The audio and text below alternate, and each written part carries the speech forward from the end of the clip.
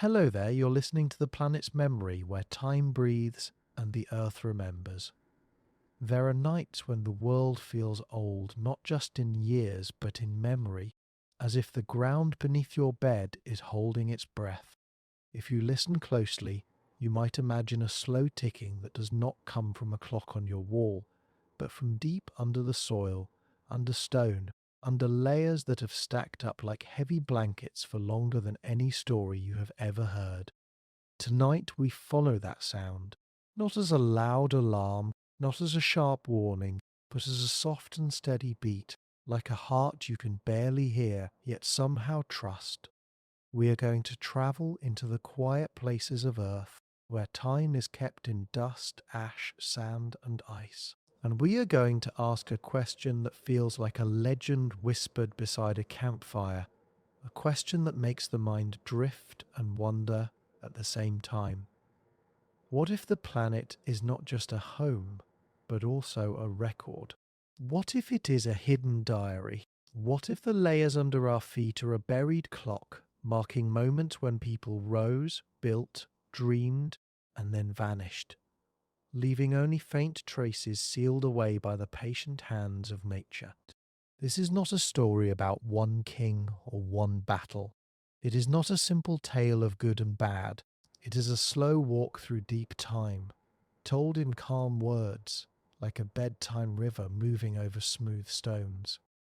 We will meet scientists and diggers, careful readers of the ground, and also the people of long ago whose names we may never know. We will follow clues that are small, like a grain of pollen, and huge, like a band of ash spread across a whole continent.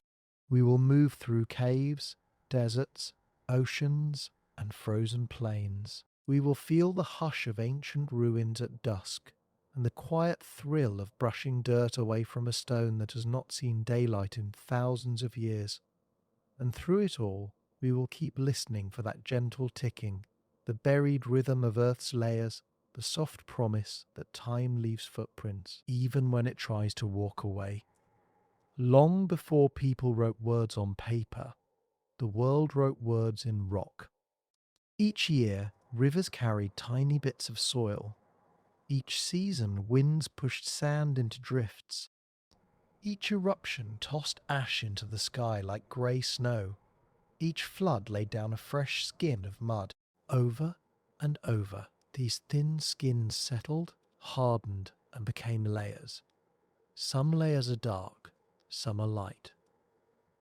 Some are rough with pebbles, some are smooth as flour. Some hold the shells of sea animals. Some hold pieces of plants that once drank sunlight, and some hold signs of us humans, in the form of charcoal from fires, bits of broken pottery, stones shaped by hands, and bones that once walked. If you could cut the earth like a slice of cake, you would see these layers stacked one on top of another. The deepest layers are older, the higher ones are younger. That simple rule is like the first word in the language of geology. It lets people read the ground like a book, turning pages without lifting them because the pages are pressed together by weight and time. But the ground is not a neat library. Earth moves, it bends layers. It breaks them. It folds them like cloth. Sometimes it scrapes old layers away and replaces them with new ones. Still, even with all that shifting, many places keep a clear order, a calm line of memory. And so, the idea of a buried clock begins with something quiet and basic. Layers are time. Layers are memory. Layers are events, one after another. When you think of it that way, the ground beneath you is not silent at all. It is speaking, slowly, in a voice made of stone and dust. The question is not whether it speaks. The question is whether we can learn to listen well enough to hear more than weather and volcanoes, more than rivers and ice. Can we hear the human notes too? Can we hear the rise of villages, the spread of farms, the glow of ancient fires, and the sudden hush when something went wrong? In a bright lab, under clean white lights, someone pours soil through a fine screen. The soil falls like cocoa powder. Tiny bits remain in the screen, little fragments that look like nothing at first. A seed, black and wrinkled. A sliver of bone. A bead made of shell. To many people it would look like trash, but to an archaeologist it can feel like a handshake from the past. There are people who spend their lives learning how to read these small signs. They do not usually call themselves treasure hunters. They are more like careful listeners. They learn the shapes of tools and the styles of pottery. They learn how a campfire stains the ground with charcoal. They learn what animal bones look like when they are cut by a stone blade.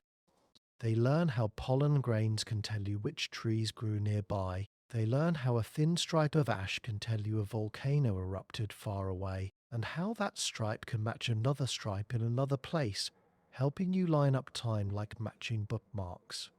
These people are not only in labs. They are in deserts with wide hats and water bottles. They are in jungles where insects buzz. They are in caves where their headlamps shine on damp walls. They are on rocky cliffs where they tie ropes and lower themselves down. They are in boats, taking cores from the sea floor, pulling up long tubes of mud that hold layers like stacked shadows. They are in icy lands, drilling deep into glaciers, bringing up cylinders of ice with bubbles of ancient air trapped inside. Each place is a different kind of page. Each tool is a different kind of pen. But the goal is the same: to see how the world changed and how people changed with it. Some of them are calm and patient, some are excited and loud, some argue, some disagree. That is normal. It is part of how humans chase truth. Still, even when they argue, they often share one deep feeling: a sense that the past is not gone, it is close. It is under our feet, and if we are gentle enough, we can touch it. Imagine standing on a hillside after rain. The air smells clean. The ground is soft. You see a little stream of water running down, carrying tiny bits of soil. It does not look like much, but that small stream is doing something powerful. It is moving the world, grain by grain. It is making future layers. Now imagine a cliff where the earth has been cut open by a road. You see bands of colour in the wall. A brown band, a yellow band, a grey band. You can trace them with your eyes like stripes on a sleeping animal. The highest band is near the surface, where roots still reach. The lower bands feel older, quieter, more sealed. If you press your hand to the wall, you are touching time. You are touching many different years at once, stacked together. For some people, this is the first time they feel the buried clock, not as a scary thought, but as a gentle awe. The idea that time is not just something that flies away, it piles up. It leaves marks, and sometimes if you look at the right place, those marks are clear enough to read like a calm bedtime story. But there is another feeling too, the shadow behind the wonder. If the layers record time, then they also record loss. They record floods that washed homes away. They record droughts that cracked the soil. They record fires. They record sudden cold snaps. They record ash that darkened the sky. And if humans lived through those events, if they built cities and temples and roads, then the layers may record their moments too, including the moments when their lights went out. Long before modern science, people told stories about lost worlds, stories of great cities swallowed by sand, stories of islands that sank under the sea, stories of golden ages that ended in storms and fire. Some of these stories may be pure myth, shaped by fear and hope, but some may be memories stretched and changed, yet still tied to real events. A big flood can become a world flood in a story. A collapsing kingdom can become a vanished paradise. A real place can become a legend. When people hear the idea of a buried timetable, It can sound like those old rumors. It can feel like a secret pattern, like someone is hiding something, but the truth is quieter than that. The earth does not hide things on purpose. It simply keeps going. It lays down new layers. It covers what was there before. It forgets in the way nature forgets. Not with hate, not with lies, but with gentle weight and steady time. And yet, even if Earth does not mean to hide anything, it still can. It can bury a village under mud. It can cover roads with volcanic ash. It can swallow coastlines when sea levels rise. It can shift rivers away from old cities, leaving them stranded in dry land. It can grow forests over stone walls, turning them into humps and shadows. It can do all this without noise, like a blanket being pulled over a sleeping child. The past goes quiet. Then, much later, a shovel hits stone, and the quiet breaks. Every great question has its own early life, like a child learning to walk. The question we follow tonight did not appear all at once. It grew from many small moments, spread across many years, across many minds. It grew when early geologists noticed layers. It grew when people began to dig and find old tools under newer soil. It grew when explorers found ruins half buried in deserts. It grew when divers found stone walls under shallow seas. It grew when scholars realized that the past was not just a few thousand years old, but much deeper. In the beginning, many people did not like this idea. They wanted the world to be young and simple. They wanted history to fit into neat boxes. But the ground did not agree. The ground kept offering hints. Old bones under old layers, old fires under older ones. Slowly, the boxes had to expand. The timeline had to stretch. And as it stretched, the idea of loss became more serious. If time is long, then many chances exist for things to rise and fall. The question, like a person, faced challenges. It faced doubt. It faced fear. It faced wild guesses that made serious scholars roll their eyes. Some people used the idea of lost civilizations to sell books full of made-up claims. That made careful scientists more cautious, more strict. They wanted evidence. They wanted dates. They wanted clear layers, clear tools, clear signs. In a way, the question had to grow up. It had to learn patience. It had to learn discipline. It had to earn trust. There is a kind of layer that is like a signature across the world. Volcanic ash.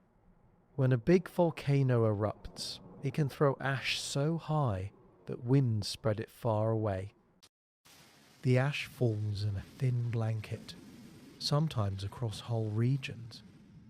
Later, that ash becomes a marker. If you find that same ash layer in different places, you can say, those places share a moment in time. It is like finding the same line in two copies of a book. Ash layers can help people build a timeline. They can help connect events. They can help show what was happening before and after. If a village is buried under ash, you know the eruption happened after the village was built and before the next layer formed on top. If another village far away has the same ash layer in its soil, you can line up their stories. This is one way the buried clock becomes more than a metaphor. It becomes a tool. It becomes a method. It becomes a real way to map time through the ground. And once you can map time, you can begin to look for patterns. You can ask, did many places change at once? Did many societies struggle at the same time? Did climate shifts line up with human troubles? Did droughts match abandoned cities? Did floods match sudden moves? Ash teaches a calm lesson. Nature leaves timestamps, not in ink, but in dust, not in loud letters, but in quiet grains that settle and wait. Rivers are not just water, They are moving memory. They cut valleys. They carry soil. They build deltas. They flood plains. They can feed farms and also destroy them. Many early civilizations grew near rivers because rivers gave them life. But rivers can also change their minds. They can shift their paths. They can dry up. They can overflow. When that happens, the people who depend on them must adapt, or leave, or suffer. In river valleys, layers can form quickly. Each flood leaves behind silt, a thin coat of fine soil. Over many floods, these coats stack up. If people lived there, their lives are woven into the stack. A floor of a home, then a flood layer, then another floor, rebuilt on top, then another flood, then another rebuild. Over time, the river makes a layered story of human struggle and human hope. Imagine a small town built on a riverbank. The people plant crops, they build ovens, they raise children. One year the river rises higher than usual. It spills into the streets.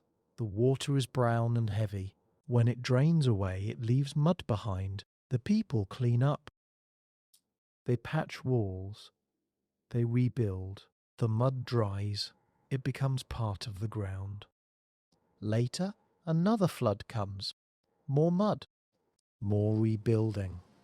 If this happens many times, the town rises upward, layer by layer, like a slow-growing mound. In some parts of the world, these mounds exist. They are not mountains. They are human hills built from broken bricks, ash, trash, and flood silt. They can hold thousands of years of life in one place. When archaeologists dig into them, they are digging into stacked days, a buried clock made of human choices and river moods. Deserts feel empty, but they can be excellent keepers of the past. In wet places, plants grow fast. Roots break walls. Rain washes things away. In deserts, the air is dry. Wood can last longer. Cloth can last longer. Even footprints can harden and remain for a while if the wind is gentle. Deserts can bury things in sand, yes, but that burial can also protect them. Like sealing a letter in an envelope, some lost settlements in deserts did not vanish because of a single disaster. They faded slowly. A trade route changed. A well dried up. A new power rose elsewhere. People left. Sand moved in. The wind covered doorways and streets. The desert did what it always does. It rearranged itself. And under that rearranged surface, the old place rested. When a modern team finds such a place, the feeling can be strange.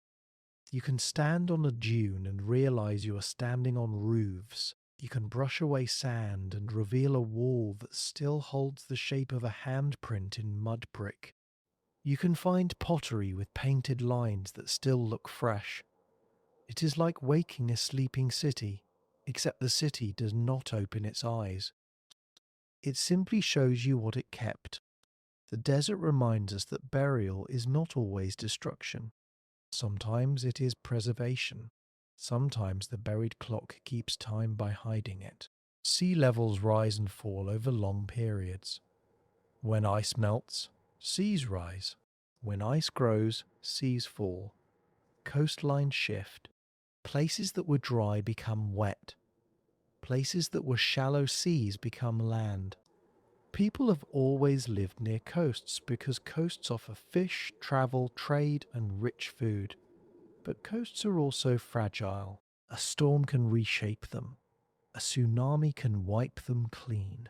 A slow rise in sea level can move the shoreline year by year until homes are lost. Underwater archaeology is like exploring a dream. Light moves strangely in water. Sound is soft. Everything feels slower.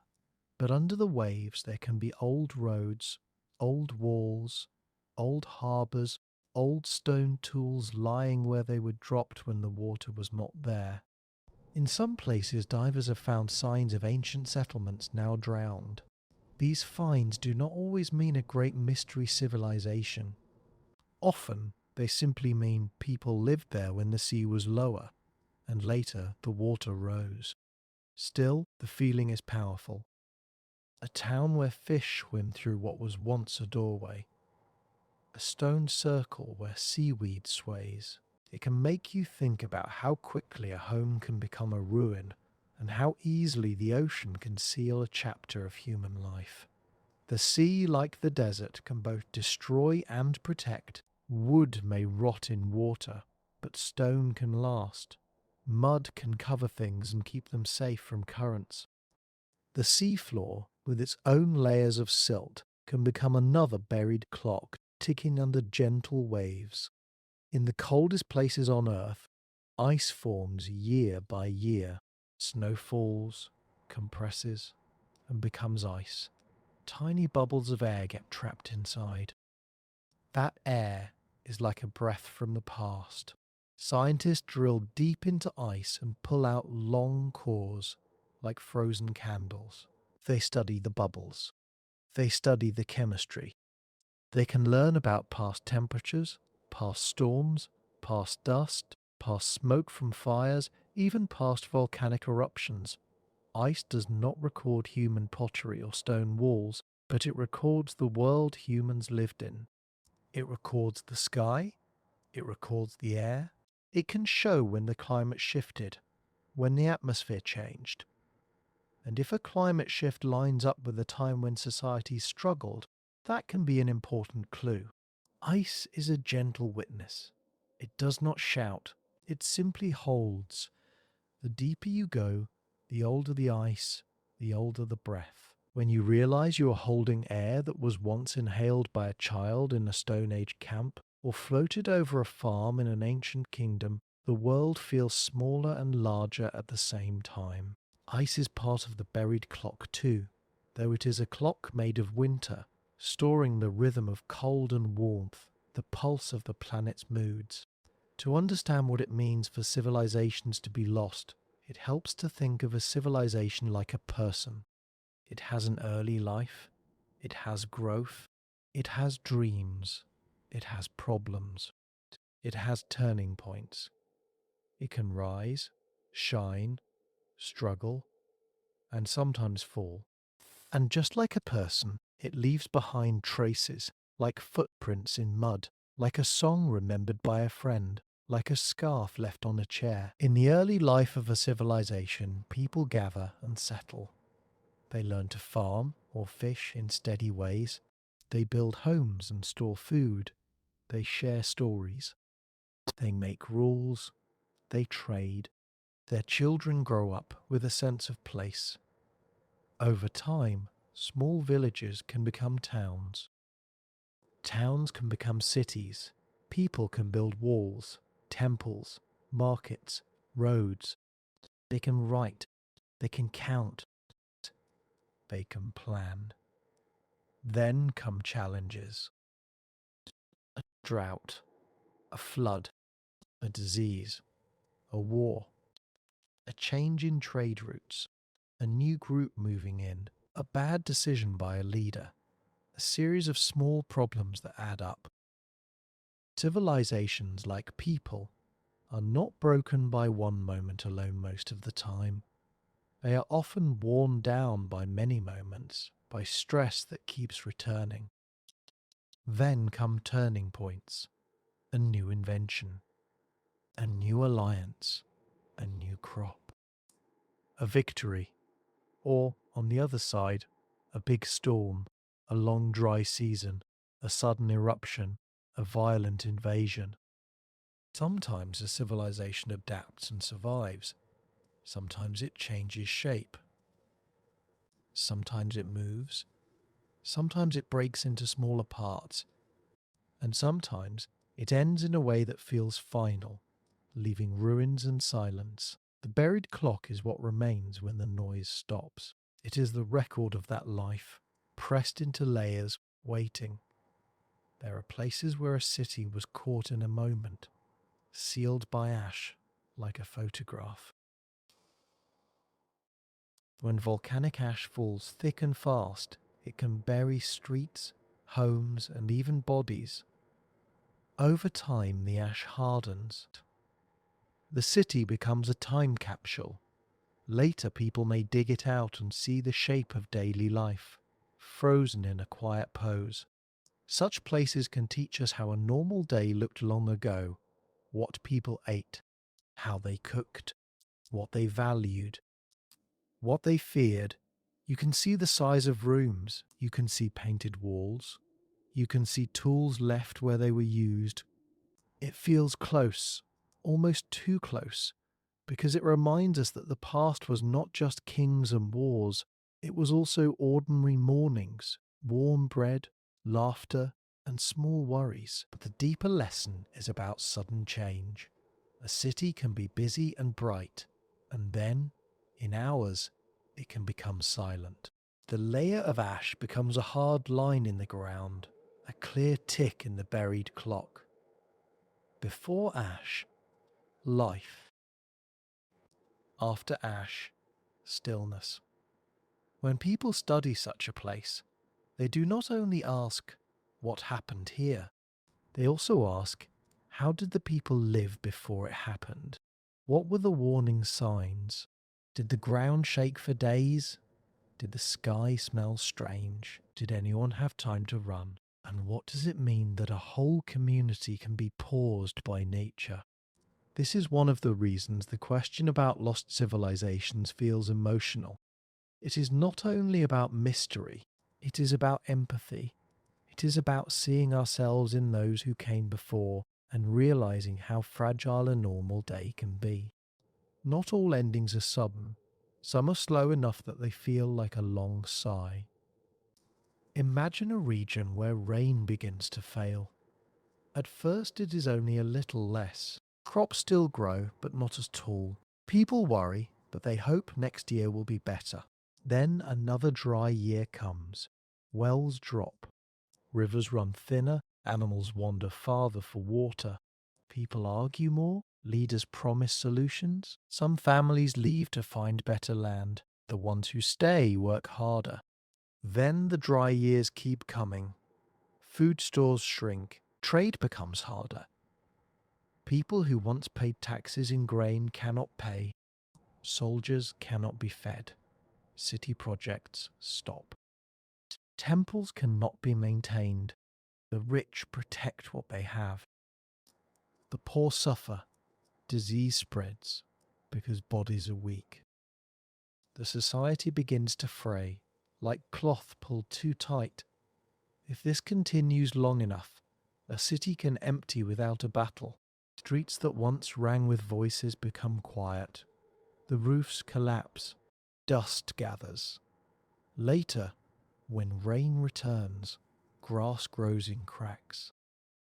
A new group may move in, using old stones to build new homes. Or the place may stay empty, a shell on the land. In layers, a slow disaster can be harder to see than a sudden one. There may not be a sharp ash line. Instead, you might see changes in plant pollen, showing different crops.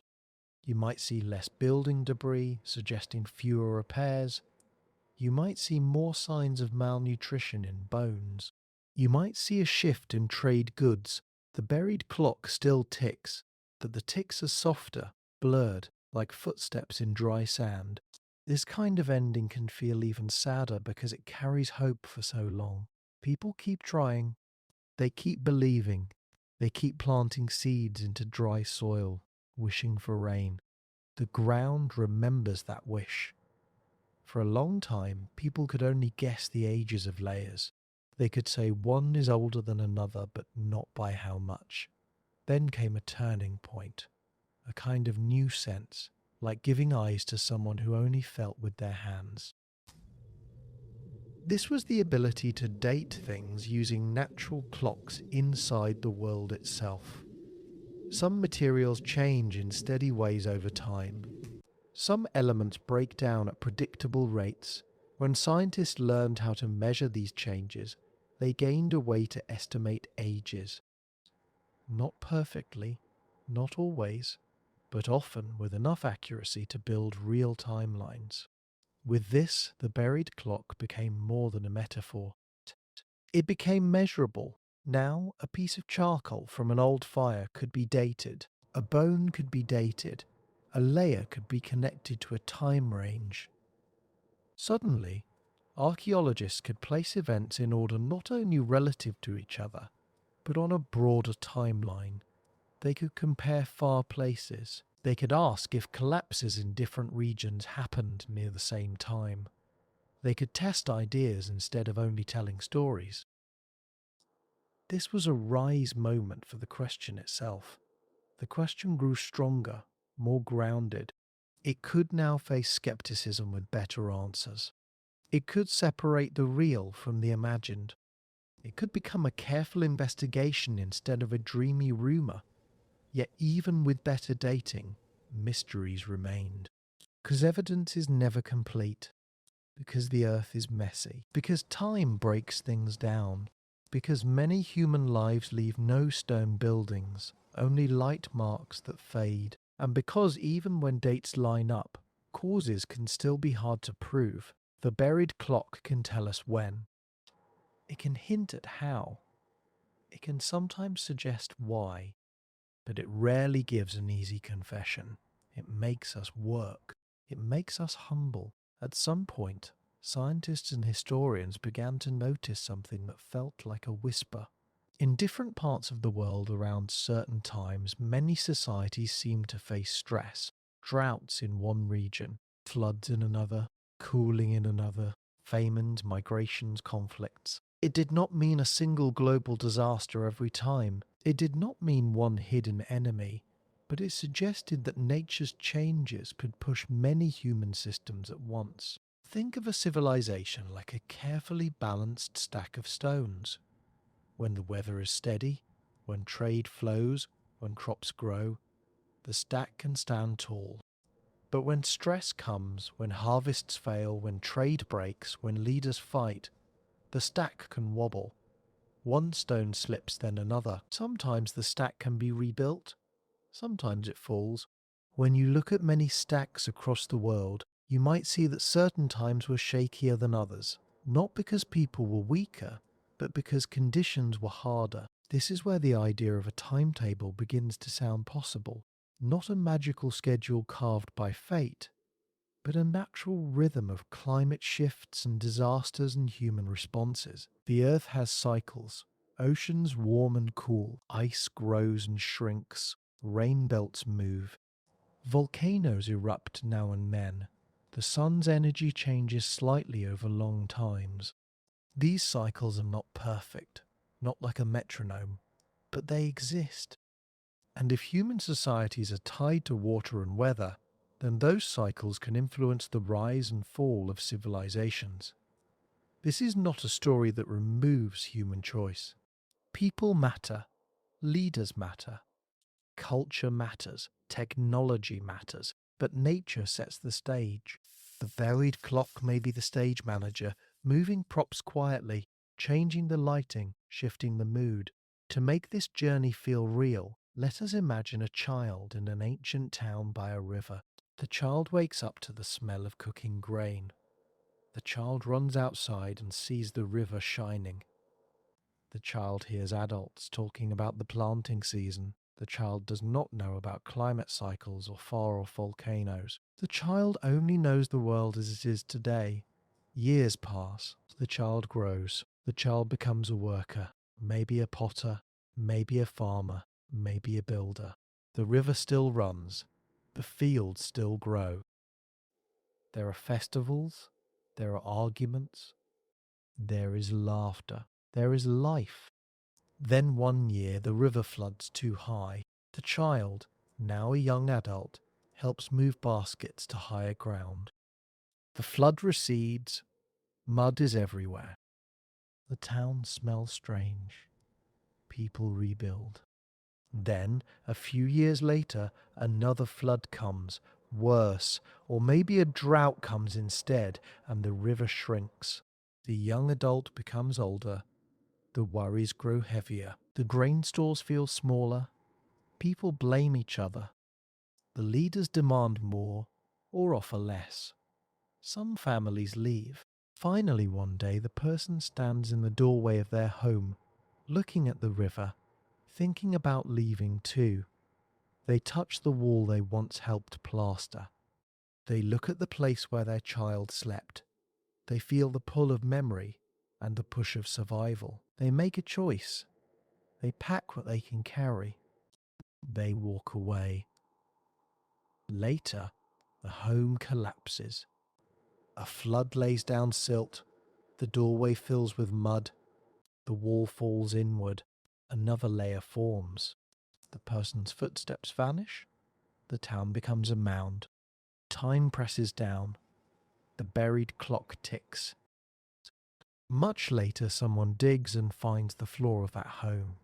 They find broken pottery. They find a hearth. They find seeds. They find the quiet shape of a life. The child of the past is gone, but the layers remember their everyday world and the day it began to change. When people hear about lost civilizations, some want one big answer. They want one secret cause that explains everything.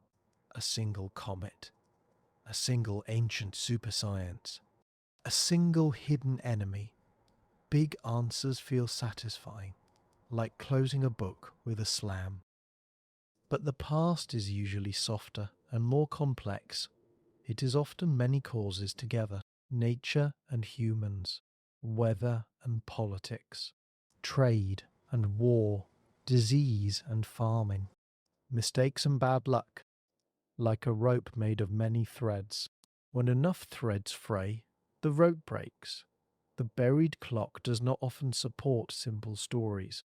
Layers show complexity. You might find evidence of drought, but also evidence of internal conflict. You might see a flood layer, but also signs that people had already begun to leave before the flood. You might see an ash layer, but also signs the society returned and rebuilt afterward. The past is rarely neat. Still, it is okay to wonder. Wonder is how questions start. The key is to keep wonder gentle and careful, to let the evidence lead, to accept that some mysteries may stay partly open, to be comfortable with quiet answers. This is especially important for sleep storytelling. We are not chasing a loud conspiracy. We are drifting through evidence like lantern light moving across cave walls. We are letting the mind relax into curiosity, not tension. The question is big, but our voice can stay calm. Caves are special places for memory. They are sheltered. They stay cooler. They protect layers from wind and rain. In caves you can find signs of ancient fires, layers of ash and charcoal, stone tools, bones, and sometimes art on walls. If a cave was used for thousands of years, the floor can become a layered record of human presence. A cave can show when people visited more often or less often. It can show changes in diet through animal bones. It can show changes in tools. It can show times when the cave was empty, maybe because the region was too cold, too dry, too dangerous. These empty times can be as important as the busy ones. Gaps in layers are like pauses in a song.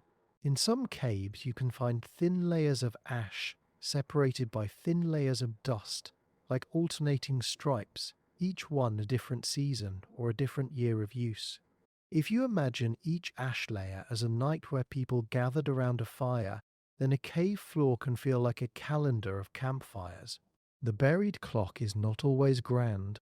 Sometimes it is simply a record of warmth in darkness, repeated over and over until it stops. In many regions, ancient towns became hills over time. People built with mud brick. Mud brick is strong enough to build homes, but it can crumble. When walls crumble, people often build again on top, using the same space, because the location is good. Over generations, the town rises. It becomes a mound with layers of homes stacked like nesting bowls. When archaeologists dig into such a mound, they can follow the town's life like a biography. Early life, when the settlement was small. Growth, when houses became larger and more complex. A rise, when trade goods appear, when craft work becomes specialized, when walls are built. Challenges, when layers show destruction by fire, or hurried rebuilding, or sudden changes in food. Turning points, when styles change, when a new group seems to take over, when a new kind of pottery appears, when writing begins or ends, and sometimes a final layer, when the town is abandoned. This is where our documentary becomes a journey through many lives at once. Not one hero, but a whole community is the main character. The mound is their body, the layers are their memories. The buried clock ticks in each rebuild, each fire, each flood, each quiet year. And the long-term impact can be seen too. Later societies may return. They may use the mound as a fort because it is high.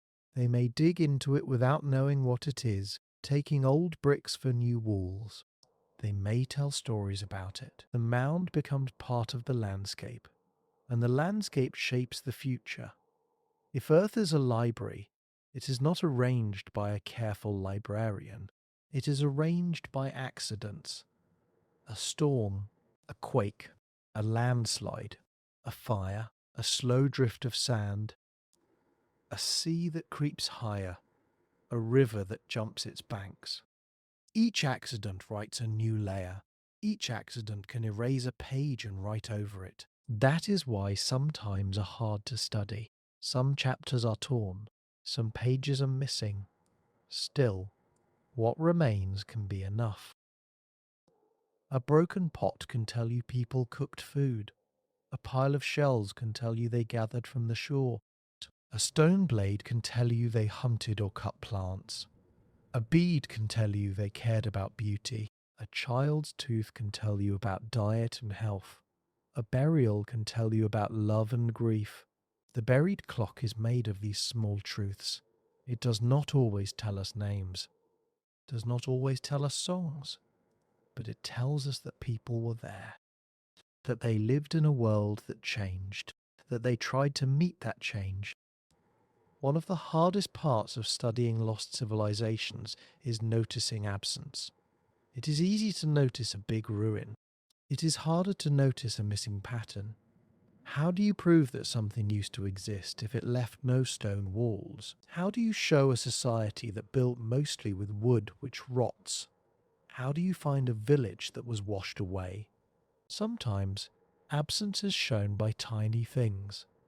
A sudden drop in charcoal layers might mean fewer fires, fewer people. A change in pollen might mean farms stopped. A shift in animal bones might mean hunting changed, or people moved. A break in pottery styles might mean trade ended or people left. A layer of wind-blown sand inside a house might mean the roof was gone and the place stood empty. These are gentle clues. They require patience. They require careful thinking. They also require honesty, because absence can be tricky. A missing clue does not always mean a missing people. Sometimes it means the evidence was destroyed. Sometimes it means we have not found the right site yet. Sometimes it means we're asking the wrong question. This is one of the failures that can happen in this field. A team may chase a theory, dig for years and find little. Funding may end. People may lose hope, but even failure can teach. It can show where not to look. It can show limits. It can push people to invent new methods. In that way, the search for the buried clock has its own life story too, with rises and falls, hopes and disappointments, and the long, steady work of learning. Now let us imagine a different kind of event, one that does not happen often, but leaves a wide mark. A huge eruption in a far place. The sky turns hazy, the sun looks pale. Summer feels cooler, crops struggle. Rain patterns change. People do not see the volcano, but they feel its reach. They may not know why the air tastes strange or why the harvest is poor. They only know that something is wrong. In layers, such a moment might show up as an ash stripe, and also as signs of stress in human settlements around the same time. Maybe more conflict. Maybe more movement. Maybe more abandoned fields. The buried clock might show a tick that echoes across regions. This is where the idea of a timetable feels strongest. Not because fate planned it, but because nature can create big ripples that touch many shores. When that happens, human societies, each with their own strengths and weaknesses, respond in different ways. Some hold strong, some adapt, some break. The layers later show the results. But we must be careful. Not every hard time is caused by a volcano. Not every collapse lines up with ash. The past has many kinds of trouble.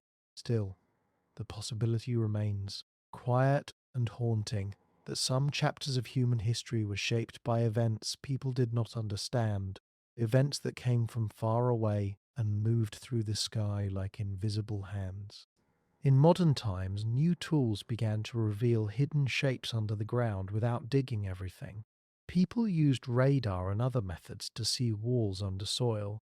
They used satellite images to spot patterns in deserts and fields. They used careful surveys to map mounds and ruins. They used computers to store and compare data from many sites. Slowly, a new kind of map formed. A map beneath the map. This changed the story.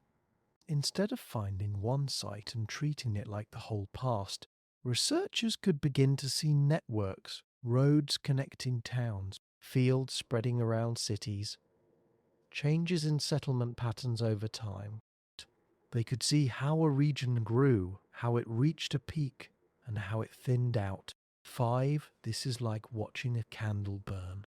At first, a small flame, then brighter, then steady, then flickering, then dim, then out. The map beneath the map can show that flicker. It can show where people moved when trouble came. It can show refuges. It can show bottlenecks. It can show how geography shaped choices. And it adds a new layer to our idea of the buried clock. Because now we are not only reading layers in one place, we are reading layers across whole landscapes, across whole regions, as if Earth is a huge book with many pages open at once. When we say lost civilizations, it can sound like they vanished completely, like smoke. But often, people do not disappear. They move. They merge. They change their language. They change their leaders. They become part of something new. The city may fall, but the people may live on. In villages, the palace may burn, but the farmers may keep planting. The writing may stop, but the songs may continue. In that sense, lost can mean lost to our sight, lost to our records, lost to big buildings. It can mean the end of one style, not the end of human life. The buried clock might show a collapse of a system, not a wipeout of a population. This matters because it changes the mood of the story.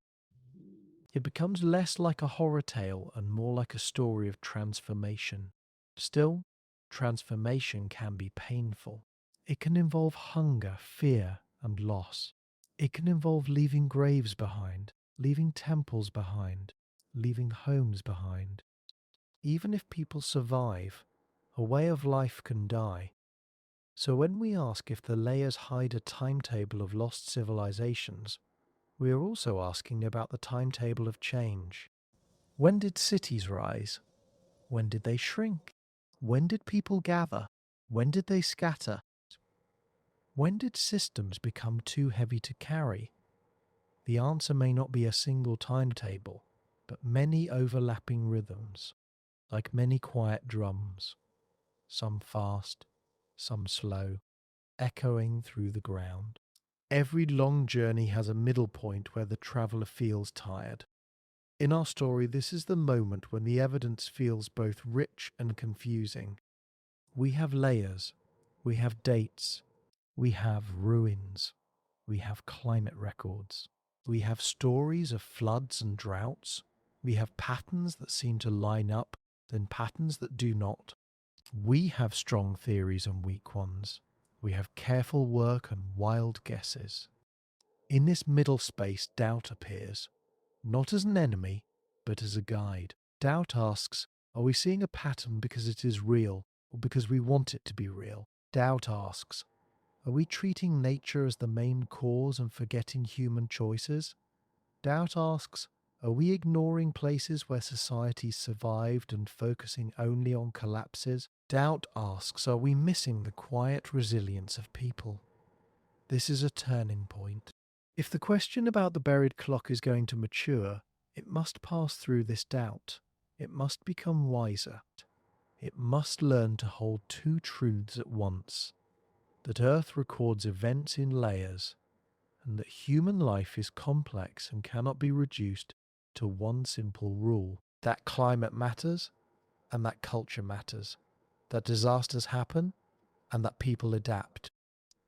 A good documentary does not hide doubt. It makes room for it. It lets it breathe. It lets the viewer relax, knowing they do not have to pick one perfect answer tonight. They can simply listen, wonder, and feel the slow rhythm of deep time. Now, in the calm of our sleep story, let us introduce a figure. Not a single named hero, but a kind of character that appears again and again in this field.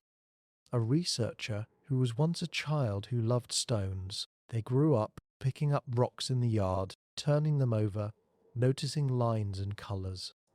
They asked questions that adults could not answer. They kept asking anyway. As they grew older, they learned about layers. They learned about fossils. They learned about ancient tools. They learned to be patient. They learned that truth is not won by shouting, but by careful steps. They studied. They joined digs. They spent long days under the sun brushing dirt from objects, labeling bags, recording measurements. They spent long nights reading papers, comparing notes, arguing kindly with colleagues, changing their minds when evidence demanded it. They faced challenges. Funding runs out. Storms damage sites. Politics makes regions dangerous. Rumours spread. People accuse them of hiding secrets. Others accuse them of chasing myths. Sometimes they feel lonely because they live with deep time in their thoughts while the world around them races. They have turning points too.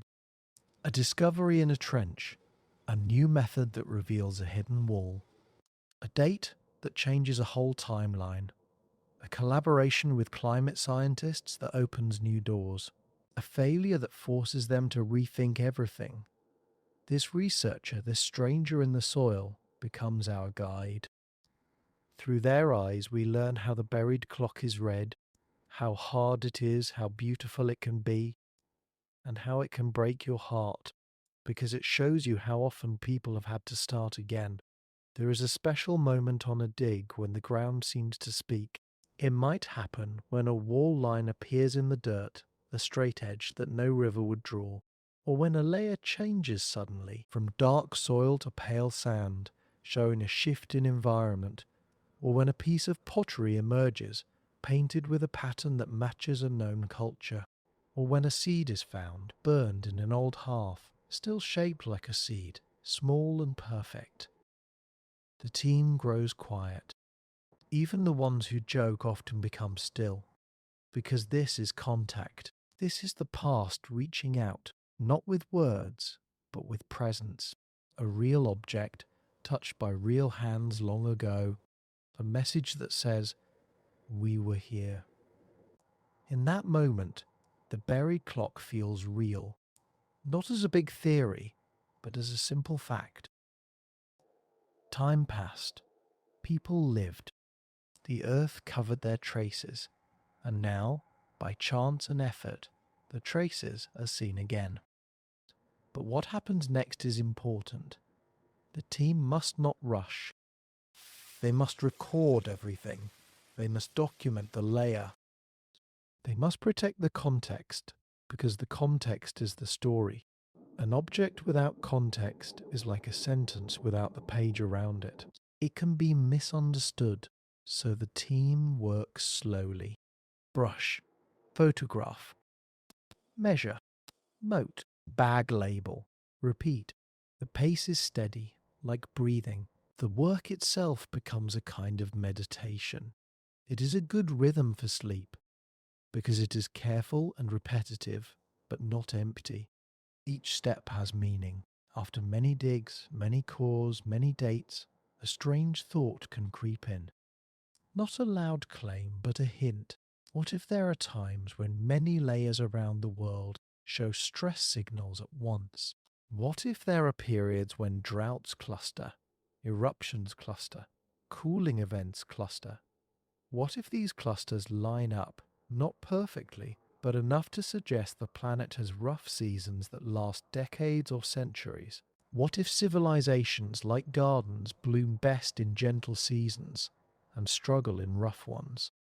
It is tempting to call this a schedule, a timetable, a buried clock counting down to collapses, but it might be better to call it a rhythm, like waves. Waves do not plan to crash. They simply follow wind and tide. Sometimes the sea is calm, sometimes it is rough. If you build a house too close to the shore, rough seas matter more. The question becomes softer and deeper. Are civilizations lost because Earth ticks toward destruction, or because civilizations grow in ways that make them vulnerable when Earth shifts? If a society depends on one river, drought is dangerous. If it depends on long trade routes, disruption is dangerous. If it cuts down too many trees, soil erosion is dangerous. If it grows too complex, it may not bend easily. The buried clock might be partly about Earth, and partly about us, about the way humans build, and the way nature changes, about how we fit together, and where the seams tear. In a lab, a scientist looks at pollen grains under a microscope. Each grain is tiny, shaped like a strange little sculpture. Different plants make different pollen. If you find pollen in layers, you can learn what plants were around at the time that layer formed. This is like reading the past landscape. If pollen shows a lot of crop plants, it suggests farming. If pollen shifts toward wild plants, it might suggest farms were abandoned. If tree pollen drops, it might mean deforestation. If dry-loving plants increase, it might suggest drought. A single grain in that sense can be a witness. It can tell you about fields and forests. It can hint at human activity. It can hint at climate. It can be part of the buried clock's mechanism, a tiny gear in a huge machine. And the feeling of this is strangely comforting. That the past is not only in big stones and grand ruins. It is also in small things, in dust, in seeds, in the quiet remains of a landscape. For sleep, this is a gentle thought. That time can be held in something as small as pollen, and that meaning can be found without loud drama. The world is big, but it speaks in whispers. Now we come to a place in our journey where the ground begins to hint at something sharper. The researcher and their team have been following layers in a certain region, a region where many settlements once thrived. They have mapped old canals. They have found homes stacked into mounds. They have dated charcoal from hearths. They have taken cores from nearby lakes to study pollen and dust. They have compared the evidence to records of climate shifts. At first, the story looks normal. Growth over time. More settlements. More farms. More trade. Then, in the layers, a change begins. A subtle shift. The lake core shows more dust, suggesting drier winds. The pollen shifts, suggesting fewer crops. The soil layers in the town mound show fewer rebuilds. The trash pits show fewer animal bones, as if fewer meals were eaten. A few homes seem to have been left unfinished. The team debates. Is it just a local change? Is it war? Is it drought? Is it disease? They look for signs of burning. They look for weapons. They look for mass graves. They do not find clear proof of sudden violence. Instead, they find a slow thinning, like a candle flame shrinking. Then one day, in a new trench near the edge of the ancient town, a student's brush reveals something unexpected. Not a pot, not a wall, not a tool, but a thin, sharp line of pale material cutting across the darker soil beneath, almost like a scar. The line is too even to be random, too wide to be a simple stain. It looks like a layer laid down fast. The team leans in. The researcher's heart beats faster, but their hands stay steady. They collect a sample. They rub it between fingers. It feels fine, like powder. They look closer. There are tiny glassy bits in it, so small they sparkle when light hits them. The researcher goes quiet. Because they have seen this before, in books, in other sites. They know what this might mean. It might mean ash, volcanic ash. And if it is volcanic ash, it might connect this town's slow trouble to an event far away, an event that could have changed skies and seasons. But the ash layer is not thick. It is not dramatic. It is a whisper of a disaster, not a shout. And that is what makes it unsettling, because a whisper can still change everything. A thin veil in the sky can still ruin crops. A slight cooling can still shorten growing seasons. A small shift in rain can still break a fragile system. The team must test it. They must confirm. They must compare it to known ash signatures. They must date the layers above and below. They must see if other sites in the region have the same line. They must find out if this is the missing link, the hidden tick of the buried clock, the moment when a distant eruption reached this place and tipped a struggling society toward collapse. The sun begins to lower. The trench fills with softer light. The researcher looks at the pale line again, and for a moment it feels like looking at the edge of a cliff in the dark, knowing the next step will change the whole path. The researcher tells the team, in a calm voice, to cover the trench carefully for the night, to protect it from wind, to keep it safe until morning. And as they pack up their tools, the researcher cannot stop thinking about that thin line under the soil, that quiet stripe that might connect a town's fading life to a wider rhythm of the planet. In the stillness of evening, as the site grows quiet and the air cools, the buried clock seems to tick a little louder. Not loud enough to wake the world, but loud enough for those who listen to feel it in their bones, as if the earth is about to reveal a chapter it has kept sealed for a very long time. And the next page, the next layer, is waiting just below the brush. Morning comes in a gentle way, with pale light sliding across the ground like a slow hand smoothing a sheet. The site wakes up without hurry. The air is cool and still. Birds call from far off, and the sound seems to hang for a moment before it fades. The team returns to the trench and removes the covers with care, like lifting the lid from a sleeping box. The pale line is still there, clean and quiet, resting in the dark soil like a thin moon in a night sky. The researcher kneels and looks again, not with excitement that jumps, but with focus that settles. This is how real discovery often feels.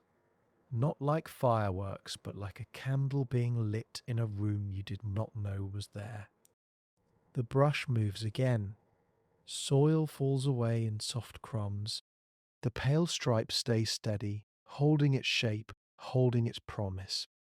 The student who first saw it watches closely, feeling a kind of pride mixed with fear, because finding something is not the end. It is the beginning of questions. The researcher takes a small sample and places it in a clean container. They label it with careful writing.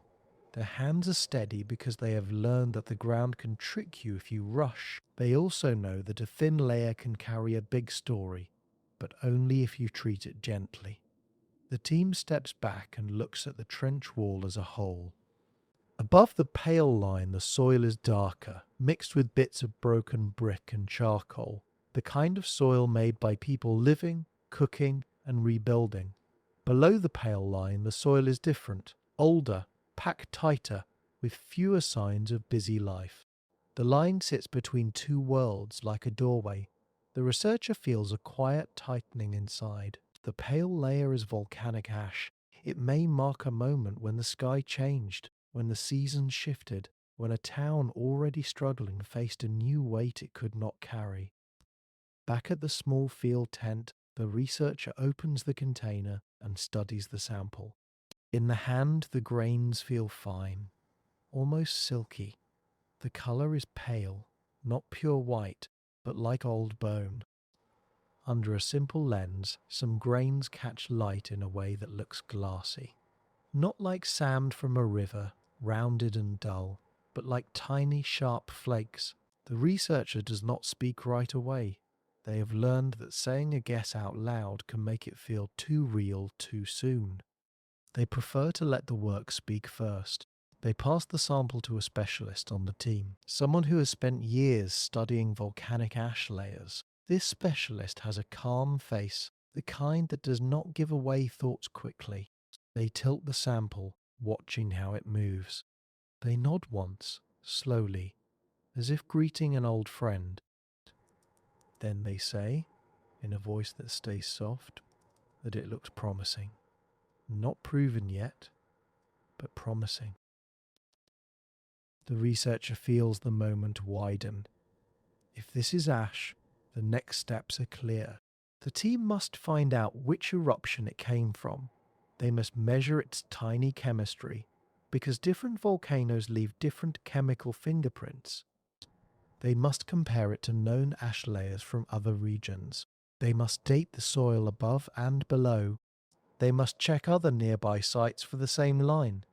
They must see if this thin stripe is alone or part of a wider pattern. The buried clock has shown them a tick, and now they must learn what time it marks.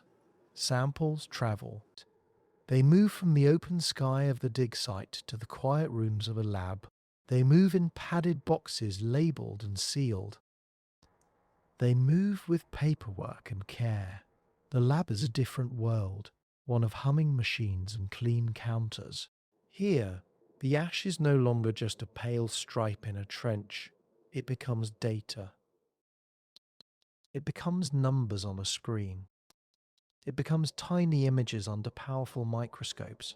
It becomes chemical ratios. It becomes a match or a mismatch. The specialist prepares the ash in a careful way. They separate grains. They clean them. They place them under a microscope and take pictures. The grains look like broken glass, like shattered windows from a tiny house. That is what volcanic ash is. In a simple sense, it is rock turned into dust by explosive force.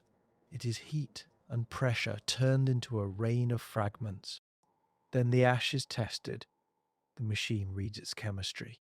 The specialist compares it to a database, a growing library of ash fingerprints from eruptions across time. Some matches are strong, some are weak, some are confusing. The specialist does not rush to choose. They let patterns emerge like slow dawn light. While the machines work, the researcher waits. Waiting is part of the job. It is part of the story. This is a sleep documentary, and waiting is a gentle rhythm. We do not sprint through time. We let it unfold. The researcher drinks water, checks notes, thinks about the trench wall. They remember the signs of slow trouble in the town layers, the dust in the lake core, the crop pollen fading, the unfinished walls.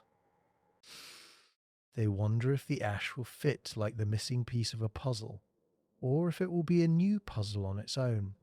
People name eruptions, droughts, and cold spells. They give them labels so they can talk about them. But the Earth does not know these names.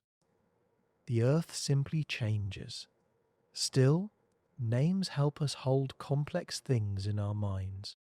When an ash layer matches a known eruption, it connects a local story to a larger one.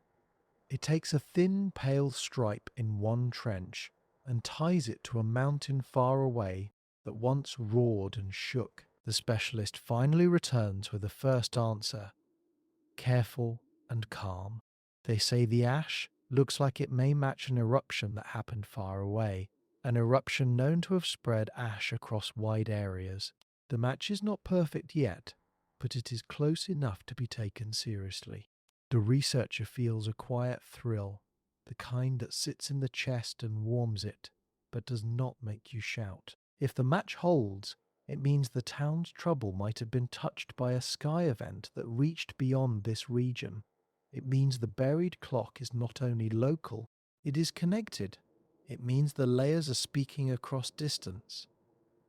But the researcher also knows that a match is not a full explanation.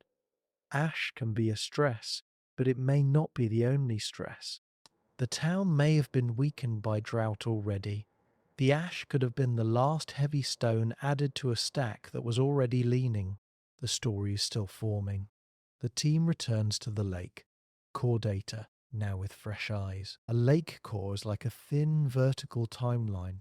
Layers of mud and silt laid down year after year.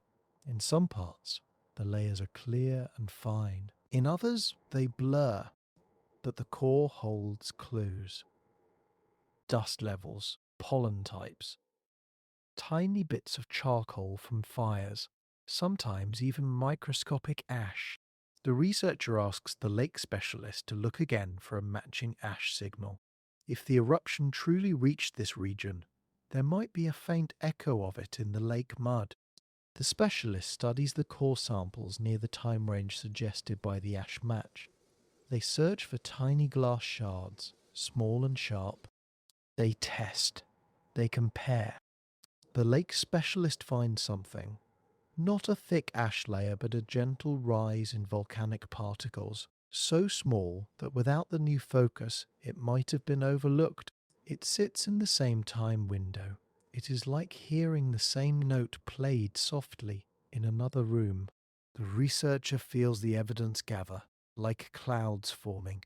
The case is not closed, but it is stronger now. The pale line in the trench is not alone.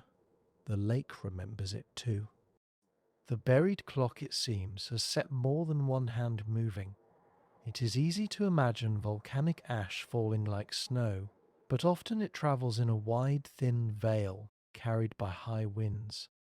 People below may not see a storm of ash. They may see a strange haze. They may see sunsets turn red. They may notice the sun looks dim. They may feel colder nights. They may find a light dust on roofs or fields, easy to brush away, yet still harmful in its effects. A thin ash fall can damage crops by covering leaves. It can change soil chemistry. It can irritate lungs. It can harm animals. But the biggest effect may come from the sky itself. Large eruptions can push gases into the upper air, leading to cooler temperatures for a time. Even a small cooling can shorten growing seasons. Even a slight change in rainfall can harm crops in places already dry. The researcher imagines the ancient town. They imagine farmers looking at fields that do not grow as expected. They imagine elders worrying about stores. They imagine leaders trying to keep order. They imagine families weighing choices, stay and hope, or leave and risk the unknown. This is how the buried clock becomes a human story, again confirmed by layers. The ash is not just chemistry. It is fear in a farmer's chest. It is hunger in a child's belly. It is a decision at a doorway. The team decides to expand their search beyond the town mound. If the ash layer is real and region-wide, other sites should show it too. They plan surveys. They walk the landscape, looking for small rises, Old canal lines, pottery scatters, and places where ancient people may have lived. They use careful methods, taking small test pits rather than digging wide trenches everywhere. They want to see the pattern without destroying it. In one area, they find signs of a smaller village. There are bits of pottery on the surface. There are stones arranged in ways that feel human. They dig a narrow trench. The soil layers appear. And there it is again, the thin, pale line. Not thick, not dramatic, but present. The team grows quiet. The pattern is spreading.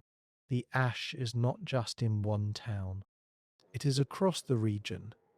In another area, near what might have been an old field system, they dig again. The pale line appears once more, like a quiet thread running through the ground. It begins to feel like a seam in fabric, a line where something changed. The researcher takes notes and looks at the map.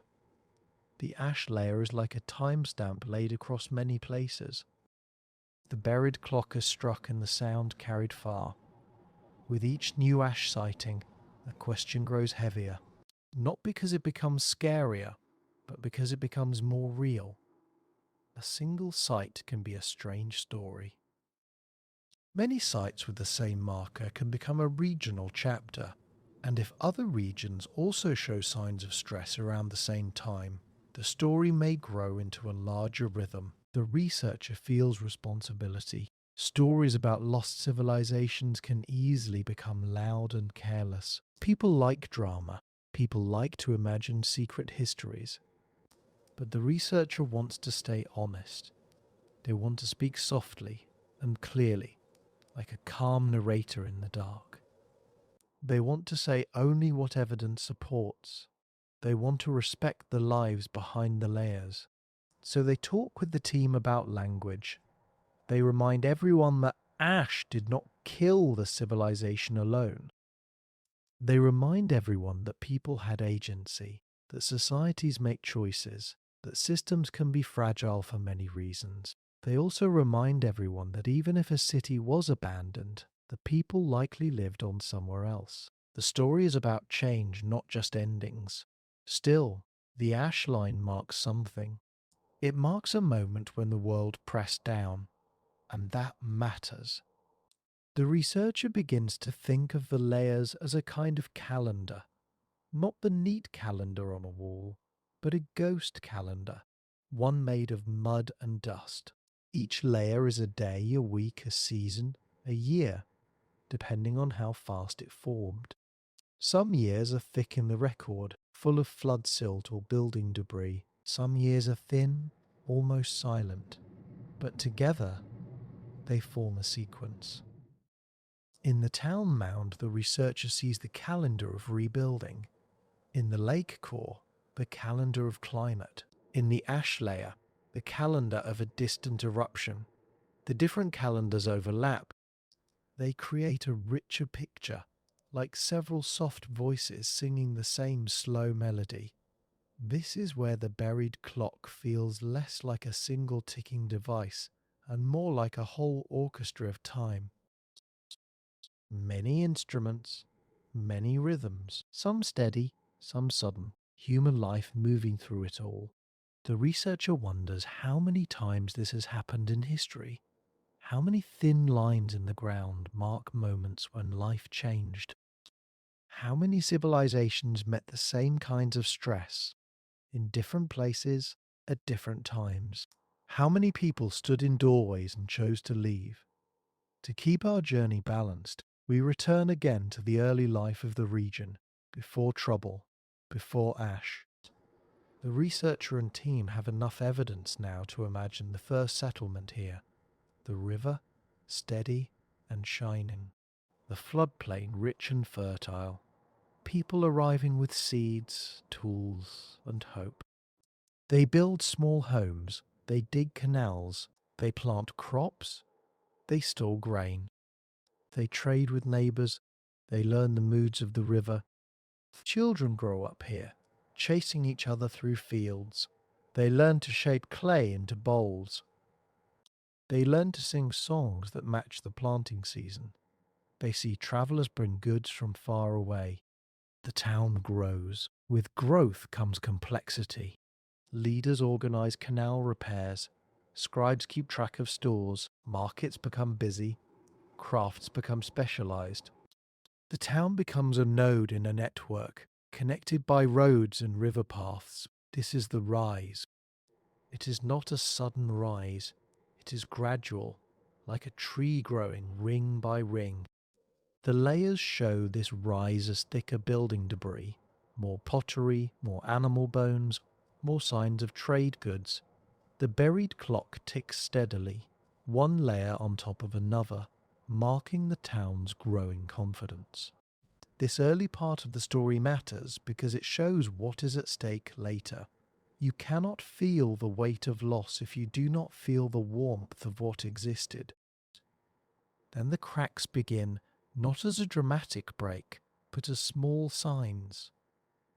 The lake core shows a slight increase in dust. The pollen shifts, suggesting changes in crops.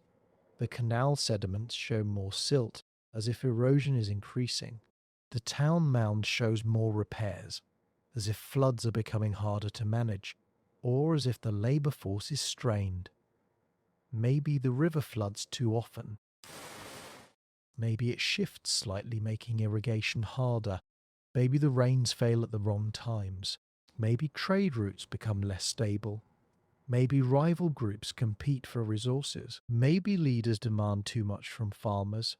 The evidence cannot always tell which came first. Often, the stress is shared and tangled, like roots under the ground. People respond. They reinforce canal banks. They build stronger walls. They store more grain. They pray. They make offerings. They send messengers for trade. They adapt. For a while, it works. The layers show these efforts. The buried clock records not only collapse but resilience. It records the human ability to fight for normal life. Then comes a time when the season feels wrong. Maybe the rains arrive late. Maybe they do not arrive at all. The crops sprout weakly. The grain heads are small. The harvest is poor. People ration food. The next year is not much better. Another poor harvest. Another year of worry. Families who once had extra now have none. Arguments increase. Theft rises. People blame outsiders. People blame leaders. Leaders blame farmers. The social fabric tightens and tears. In the layers, this period may appear as fewer animal bones, fewer signs of feasting, more signs of stress on human remains. It may appear as more movement of people, with fewer houses maintained. It may appear as trash pits used differently, as if habits are changing. The buried clock continues to tick, but the ticks feel heavier, like footsteps in deep mud. It is during this fragile time that the ash arrives, the thin pale line, the distant disaster carried by wind. The researcher tries to imagine the day the ash fell. Perhaps there was no thunder. Perhaps there was no dramatic darkness. Perhaps the sky was just a little hazier than usual, the sun a little dim, the air a little strange. A farmer might have noticed a fine dust on leaves. A child might have drawn a finger through it on a stone. An elder might have looked at the horizon and felt a worry they could not name. A priest might have seen the pale sun and called for prayers. A leader might have thought of enemies, because humans often look for human causes first. Days passed. The dust settled. People wiped it away. But the real change might have been in temperature, in rainfall, in the delicate balance of seasons. That is the cruel thing about some natural events. They do not always strike like a hammer.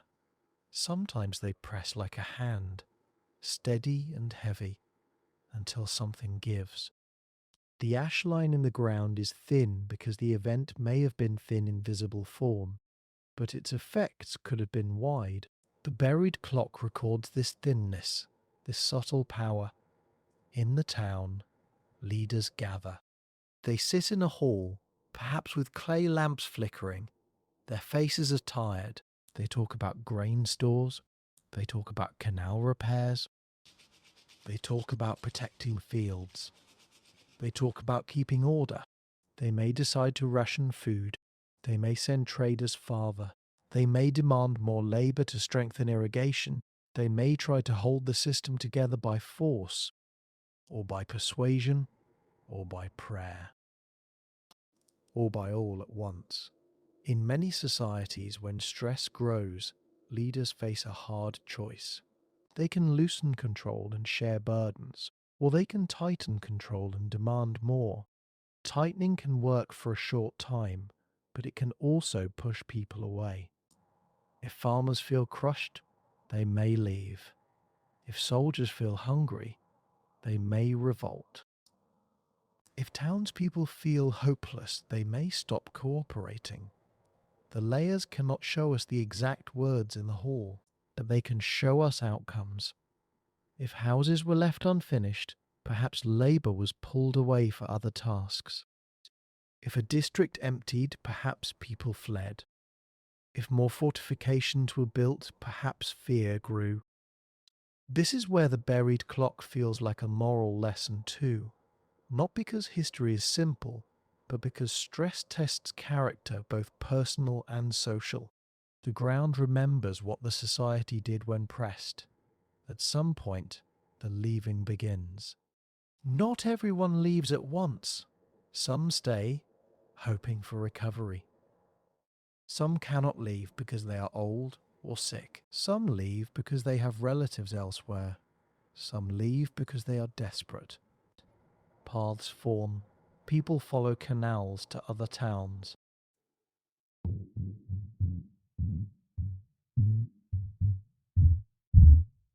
They follow riverbanks. They follow trade routes. They carry what they can. Pots, tools, babies, seeds, memories. They may stop in smaller villages. They may join other groups. They may be welcomed or rejected. For those who leave, the town becomes a memory that aches. For those who stay, the empty streets feel strange.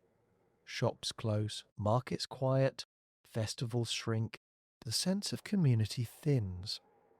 In the layers leaving can be seen as fewer objects in later strata. Less rebuilding, less trash, less charcoal from fires. The buried clock does not show a dramatic final moment. It shows a thinning of life. And yet, leaving is not only tragedy, it is also survival. It is the human ability to move, to carry culture in the mind and hands, to plant again elsewhere. The civilization may change shape, but its people may continue. The researcher stands in the trench and looks at the remains of a house. The floor is hard packed. There is a hearth stain. There are broken pots. The wall line is faint but clear. The ash layer cuts across part of the structure, lying over a patch of floor where dust once settled. The researcher tries to imagine the last day someone lived here. Maybe they swept the floor. Maybe they cooked one last meal. Maybe they argued about leaving. Maybe they promised to return. Maybe they did not. Then the roof fell in, slowly, after seasons of neglect. Wind carried dust inside. Rain washed silt across the floor. The ash line stayed in place, pressed into the soil.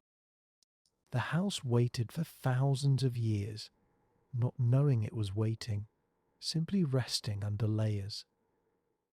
The researcher feels a soft sadness, not sharp, not painful, but quiet, because this house was once full of life. Now it is a pattern in dirt. The buried clock keeps time without feeling. But we, the listeners, feel it for it. That is part of being human. The researcher knows that to understand whether this ash moment fits a larger timetable, they must look outward. They begin to compare notes with other teams in other regions. They read studies. They attend meetings. They listen to climate scientists. They learn about other sites where stress and change happened around similar times. They hear about places where droughts lasted for years. They hear about rivers that shifted. They hear about cities that were abandoned. They hear about migrations. They hear about new groups rising as others fell. They do not assume all these events are linked. They do not force them into one story, but they pay attention to timing. They ask whether the same climate signals appear in ice cores, lake cores, and ocean sediments. They ask whether known eruptions line up with known disruptions. They ask whether patterns repeat. Slowly a picture forms, not a single clear timetable, but a sense that the world has rough patches, times when nature shifts and human strains meet in dangerous ways. It is like a long ocean voyage. Some seasons have calm waters, some have storms. A strong ship can survive storms. A weak ship may sink, a crowded ship may become chaotic. The sea is the same, but outcomes differ. The buried clock may not say, collapse will happen now. It may say, the sea is rough now. Be careful.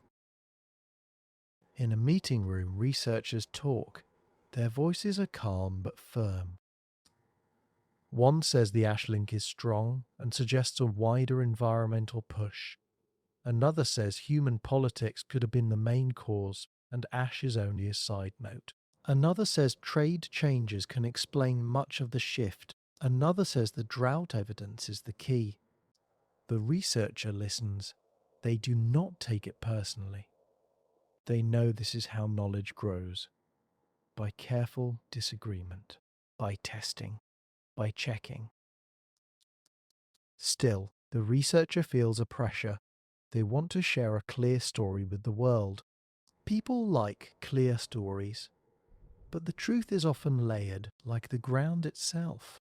The best story might be one that accepts complexity, that shows how nature and humans weave together. The researcher thinks of the buried clock again. A clock can be simple, but Earth's timekeeping is not. It is more like a choir of clocks, some fast, some slow, some ticking loudly, some softly. Human societies move within that choir. Sometimes they harmonize, sometimes they clash. The meeting ends. The researcher steps outside. The sky is bright. The ground is quiet. The pale ash line is hidden again under covers at the trench. The clock is buried but not silent. Before any big claim is made, the team must confirm the ash match more strongly. They gather samples from different sites. They test them. They compare chemical fingerprints. They work to rule out other causes, like local mineral deposits that could look pale. The specialist does careful checks. The results come back consistent. The same type of volcanic glass appears across sites. The chemical signature aligns closely with the known eruption fingerprint. The dating of surrounding layers fits the eruption's time window. The lake core shows a matching microash signal. The researcher feels a gentle relief. Not victory, but steadiness. The evidence is real enough to stand on. They can now speak with more confidence. They can say, this region experienced ashfall from a distant eruption around the time the settlements were under stress.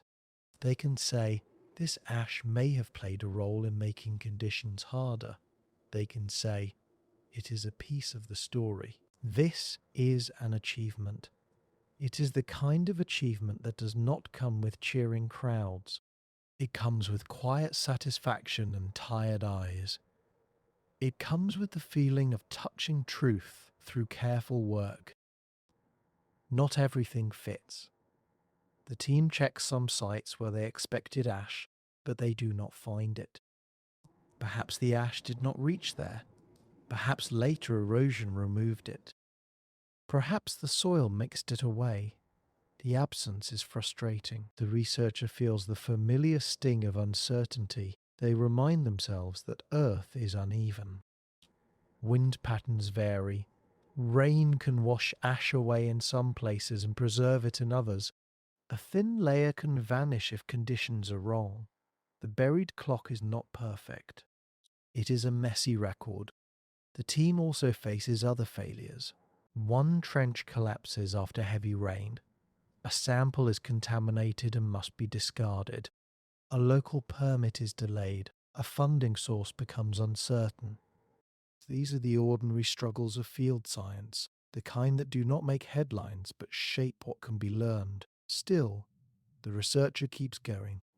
They have learned that failure is not wasted, it is part of the path. It teaches caution. It teaches humility. It teaches perseverance.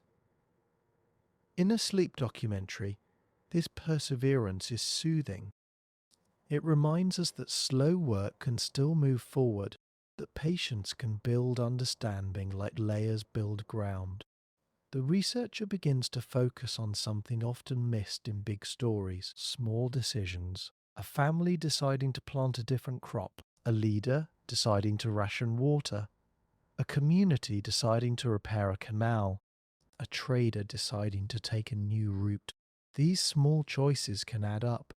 They can make a society more flexible or more fragile. In the layers, small decisions show up as subtle changes. Different seeds, different animal bones, different pottery styles, different building repairs. The buried clock records not only disasters, but choices. This matters because it brings dignity to the past. It shows that ancient people were not helpless. They were thoughtful. They tried. They made plans.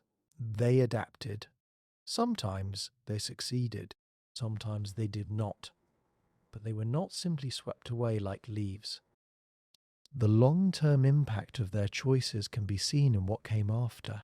If people migrated, they carried skills to new places. If they changed crops, those crops might spread. If they changed tools, those tools might become common. Even in collapse, there can be legacy. The buried clock is not only a record of endings, it is a record of continuity through change. The team explores downstream, where the river widens. They find evidence of later settlements there. Younger layers with different pottery, different building patterns. It looks like people moved toward more reliable water. The timing suggests that as the old town thinned, these downstream places grew. This is a turning point in the story. It suggests the civilization did not vanish. It shifted. It relocated. It adapted to the new reality. The researcher feels a quiet joy, not because hardship is good, but because survival is meaningful. The people in the old town may have left, but their descendants may have built a new downstream. The buried clock shows the transition. A thinning layer in one place, a thickening layer in another. In the ground, you can see migration not as a line on a map, but as a change in where layers of human life are densest. It is like watching a lantern move across a dark field. There are things the ground cannot keep: voices, songs, jokes, names. The way a mother held a child, the way friends laughed at the river, the way people prayed at night, these things do not fossilize easily. The researcher knows this, and it makes them careful. They do not want to pretend they can fully bring the past back. They can only sketch it, they can only suggest. But even without songs, the layers can still carry a kind of music. The music of patterns, the rhythm of building and rebuilding, the soft beat of seasons recorded in mud, the occasional sharp clap of disaster recorded in ash, the slow fading of one settlement and the slow rising of another. For sleep, this is comforting. It tells us that the world is full of rhythms, and we are part of them. It tells us that time is not only a rushing river, it is also a deep lake, holding reflections. As the researcher prepares to share their findings, they think about what it means for people today. It can sound like a warning. Civilizations can be fragile. Climate can shift. Disasters can reach far, systems can break, but it can also be a comfort. Humans have adapted many times. People have survived droughts, floods, ashfalls, and changes.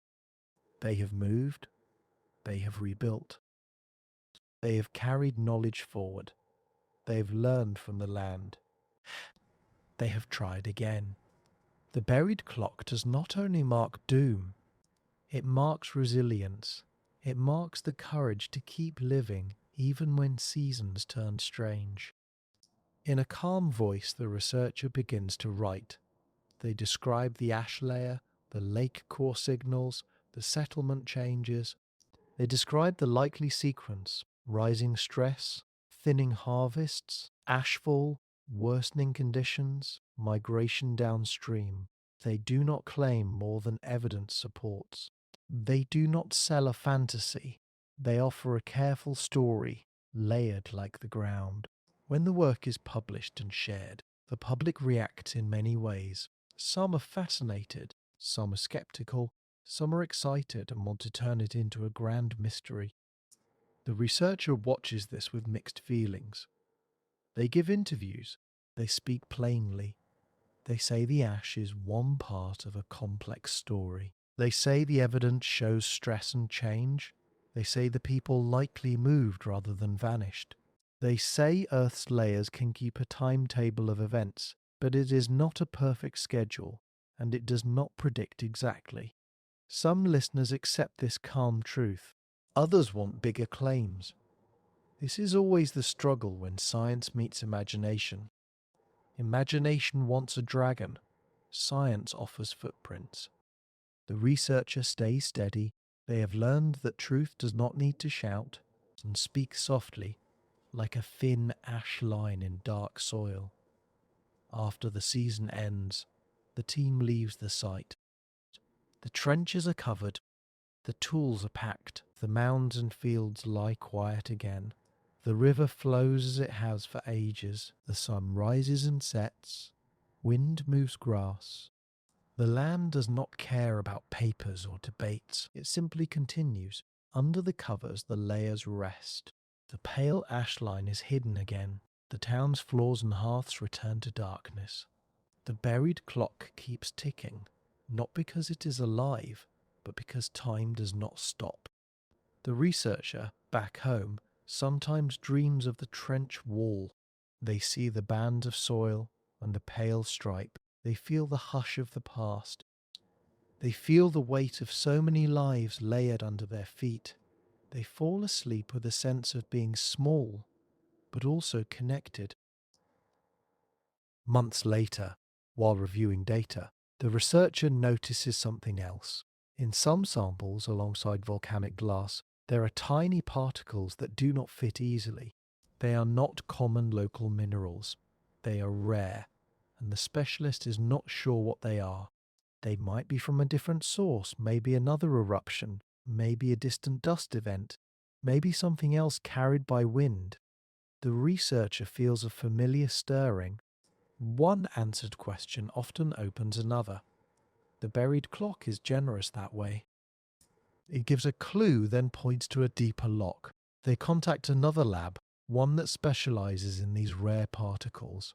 The lab agrees to test. Samples are shipped. Weeks pass. The researcher waits again, patient as a person listening to rain. The results come back with a surprise. The particles appear to match a known event in the wider climate record, a period when dust storms increased across large regions, tied to a shift in weather patterns. If this is correct, it means the town's stress may have been part of not only an eruption moment, but also a broader dry phase that touched many lands. The researcher sits quietly, letting the idea settle. The buried clock may not be a single hand pointing to a single cause. It may be multiple hands moving together, marking overlapping stresses. Drought pressure, dust pressure, ash pressure, human system pressure. A stack of stones leaning under many weights. The story is growing again. The researcher begins to gather data from far places. They look at other regions with similar timing of stress. They compare climate records. They compare archaeological timelines. They do this carefully, aware of the risk of forcing patterns. But they also know that patterns can be real, and ignoring them would be a loss. They find hints. Another region shows a drought signal in lake sediments around the same time. Another region shows settlement changes. Another shows evidence of increased dust. The connections are not perfect, but they are intriguing. The researcher imagines the planet as a set of linked systems. When oceans shift temperature, winds shift. When winds shift, rains shift. When rains shift, rivers shift. When rivers shift, farms struggle. When farms struggle, societies strain. The buried clock in one region may echo the buried clock in another, like distant drums beating in the same slow rhythm. The researcher feels both excitement and caution. This is the edge of a bigger claim. This is where a careful scientist must walk slowly. As the researcher prepares a new study, focused on the rare dust particles and the wider climate shift, they decide to return to the original town mound in the next field season. There is one area they did not dig deeply before, near what might have been a central public space. If the collapse story is true, this area might hold evidence of how the community responded in its final years. Maybe there are signs of food storage changes. Maybe there are signs of conflict. Maybe there are signs of a last rebuilding effort. Maybe there is evidence of a planned migration. The new season begins. The team arrives. The sun is warm. The land is familiar. They open a new trench. Soil comes away in calm strokes. Layers appear one by one like pages turning. They reach the time of stress. They see fewer signs of wealth. They see simpler pottery. They see repairs that look rushed. Then they reach the ash line again, pale and thin. They document it. They move below it into older layers, and as they do, the soil changes in a way they did not expect.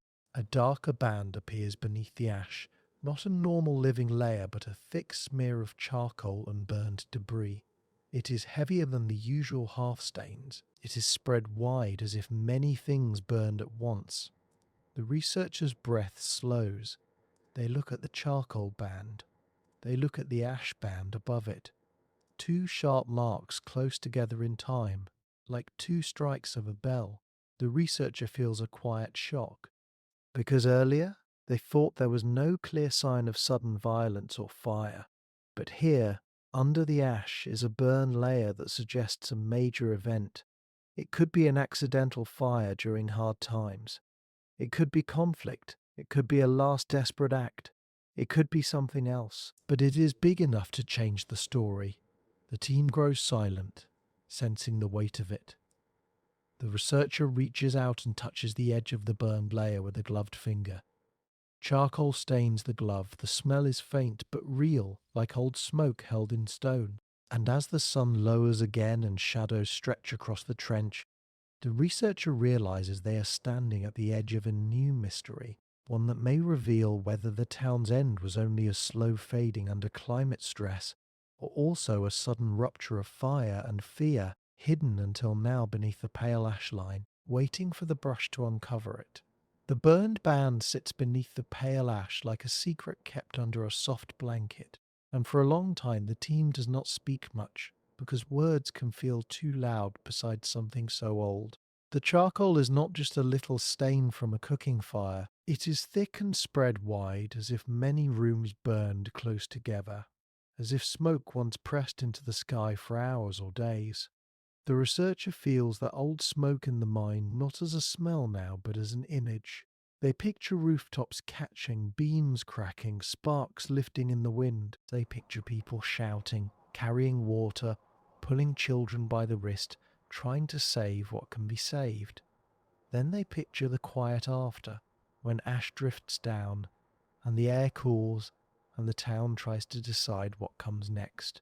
The team begins the careful work that follows any sudden discovery. They clean the trench wall with soft brushes until the line between layers is clear, and they record the burn band in detail. They do not hurry, even though their hearts want to. They treat the burned layer like a fragile letter, because it is. It is a message from a day when everything changed.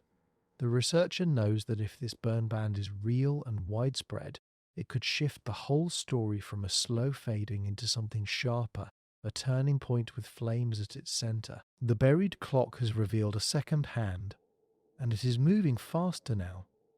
In soil, fire leaves a certain kind of truth.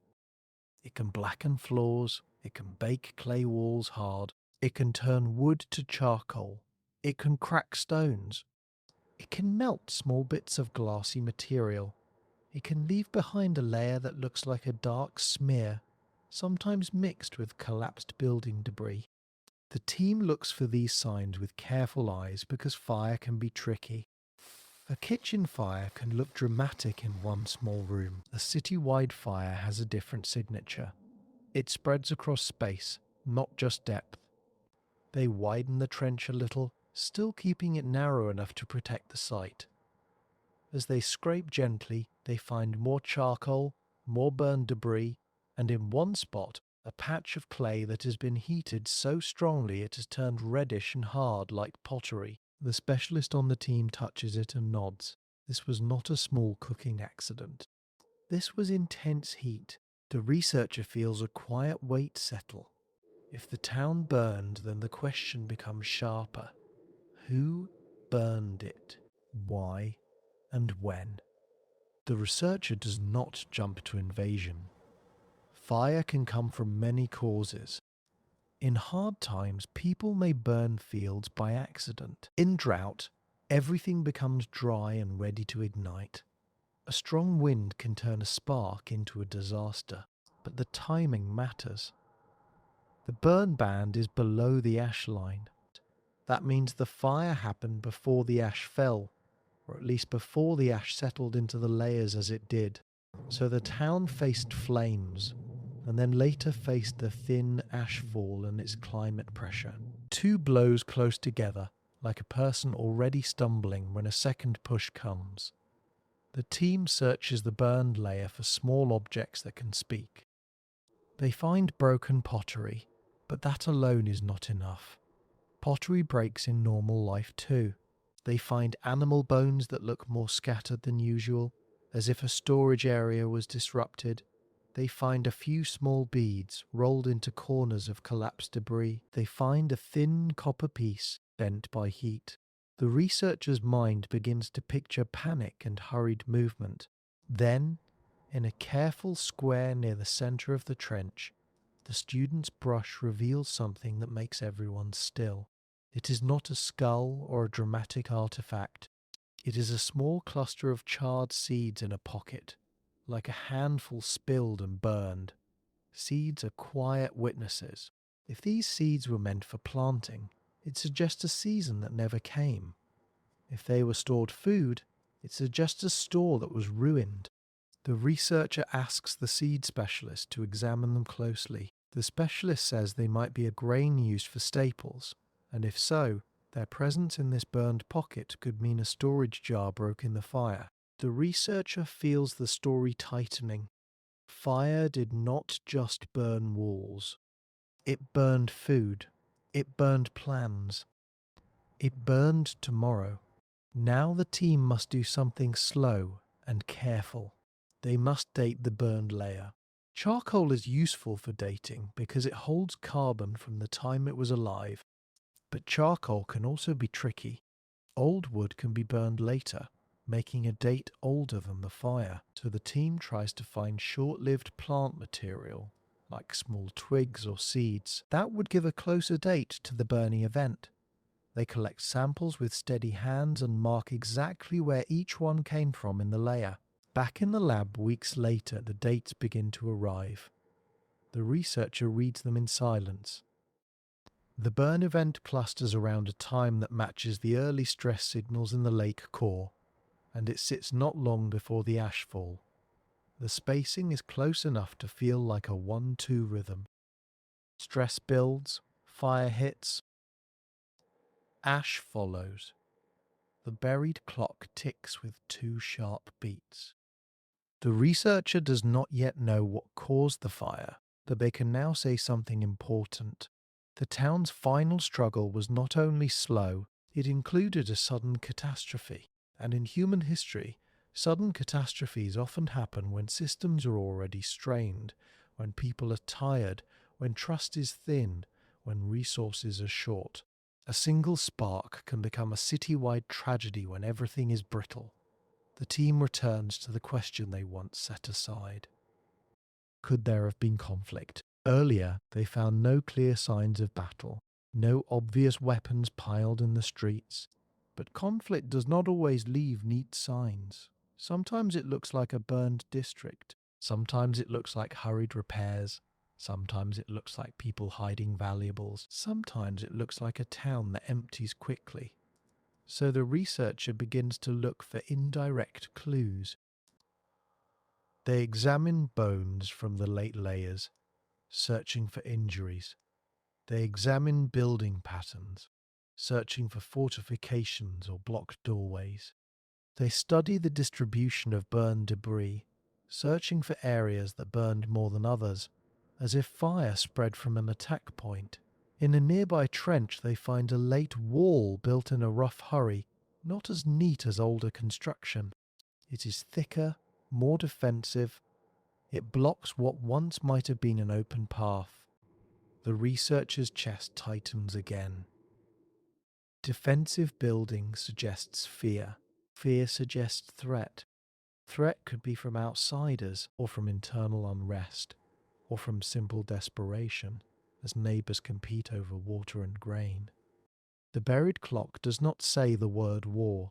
It shows signs that people prepared for something, and then something happened. When food is plenty, societies can afford kindness. When food is scarce, kindness becomes harder, not because people become evil, but because survival presses in. This is true now, and it was true then. The researcher thinks about the seeds burned in the pocket. They think about the thinning harvest signals. They think about dust in the lake core. They think about the ashfall that might have cooled the seasons. Hunger can turn small disputes into big fights. It can turn neighbours into enemies. It can make people take risks they would never take in calmer times. The researcher imagines a town where grain stores are low. Perhaps leaders try to control distribution. Perhaps some people feel cheated. Perhaps resentment grows. Perhaps a group attacks a storehouse. Perhaps a fire starts in the chaos. Perhaps the wind spreads it. Perhaps the town burns not because an army arrived, but because society cracked from inside under pressure. This possibility is quiet and painful. It makes the story less like a simple invasion tale and more like a human tragedy shaped by stress. And it fits the layered evidence. Long-term drying, rising dust, a sudden fire event, and then ash, like a sky-level weight added after the social weight had already become too heavy. In many stressed times, people hide valuables. They bury jars of goods under floors. They tuck beads into wall cracks. They hide tools in corners. Sometimes they come back and retrieve them. Sometimes they do not. Hidden caches can become small time capsules of fear. The team searches the late layers for such caches. In one small room, they find a broken pot buried beneath a collapsed floor. Inside are a few beads and a small metal piece. Nothing that would make a modern thief smile, but enough to matter to a person living then. The pot was hidden with care. It was placed under the floor, and then the floor was sealed. The person who hid it expected to return. The researcher holds the beads in a gloved hand and feels a quiet ache because every hidden cache is a promise that went unkept. It is a person saying, "This is not over, I will come back." And the layers say, "No, you did not." The buried clock measures not only years and disasters, it measures broken promises. The team now sees the ash layer differently. Before, it felt like the main dramatic marker. Now it feels like an aftershock. The town burns, then later the ash settles. The ash might have fallen while people were still trying to recover, still trying to rebuild, still trying to plant again. The ash could have cooled the season and damaged crops just when the community needed luck the most. The ash could have been the silent final push that made rebuilding impossible. In the layers above the ash, the team sees fewer rebuild signs. They see more wind-blown dust. They see more hints of abandonment. The story becomes clearer. Fire was a turning point. Ash and climate stress may have sealed the choice to leave. The researcher tries to picture it as a documentary scene in the mind, but without loud drama. People standing on burned ground, looking at fields under a strange hazy sky, feeling cooler air, hearing rumours that other towns are also struggling. They do not know the words volcanic aerosols or climate shift. They only know the harvest is not coming back fast enough. They decide to go downstream, toward more reliable water, toward relatives, toward safety. And the old town becomes a quiet mound, waiting. The researcher returns to the downstream settlements with a new question. Did they grow suddenly after the fire and ash? Did they show signs of incoming people? Did pottery styles shift? Did building methods change? Did population increase? The evidence suggests yes. In the layers downstream, the team sees a thickening of domestic debris after the time of the fire and ash. They see a spread of pottery patterns that resemble the older town's style. They see more hearths, more storage pits, more daily life traces. It looks like people arrived, settled, and began again. This is a gentle kind of happy ending inside a sad story. The old town suffered and emptied, but the people did not simply disappear. They carried their skills and traditions, they reshaped them in a new place. They may have told stories about the fire. They may have told stories about the hazy sky. They may have warned children not to build too close to danger. Their fear became memory. Their memory became culture. The buried clock records this continuity as much as it records collapse. Now the researcher is ready to ask the bigger question again, with more humility. If this region faced a rough cluster of events, drying and dust, a major fire, and a distant ashfall, were other regions facing similar clusters around similar times, not identical but comparable stress patterns? If so, it would suggest that the planet had a rough phase, a period when climate shifts created broad pressure. Civilizations might have responded differently depending on their resilience, geography, and choices, but the timing might show a shared background rhythm. The researcher compares their timeline with other climate records. They look at ice core, signals of volcanic events. They look at lake core drought indicators. They look at ocean sediments that show changes in temperature. They look at evidence from other archaeological regions that show settlement changes. They see hints that the period was indeed challenging in more than one place. Not everywhere, not uniformly, but enough to suggest a broad shift. The researcher is careful. They do not call it a global collapse moment. They call it a time of heightened risk, a time when the buried clock's ticking grew louder in many places. This idea is both unsettling and calming. Unsettling because it means nature can shape human fate in wide ways. Calming because it means the pattern is not personal, it is not a curse. It is a rhythm of Earth, and humans have survived many rhythms before. The researcher's own life changes during this work. They began as a student who loved stones. They grew into a field leader who carries responsibility. Now they become something else too, a storyteller for the public, a person who must translate layers into meaning without turning it into fantasy. They feel the pressure of attention. They get messages from strangers who want them to prove wild ideas. They get criticism from other scholars who worry about overreach. They get invitations to speak. They get questions that repeat the same hunger. So, do the layers prove a hidden timetable of lost civilizations? The researcher learns to answer in a way that is simple and honest. They say the layers do record time.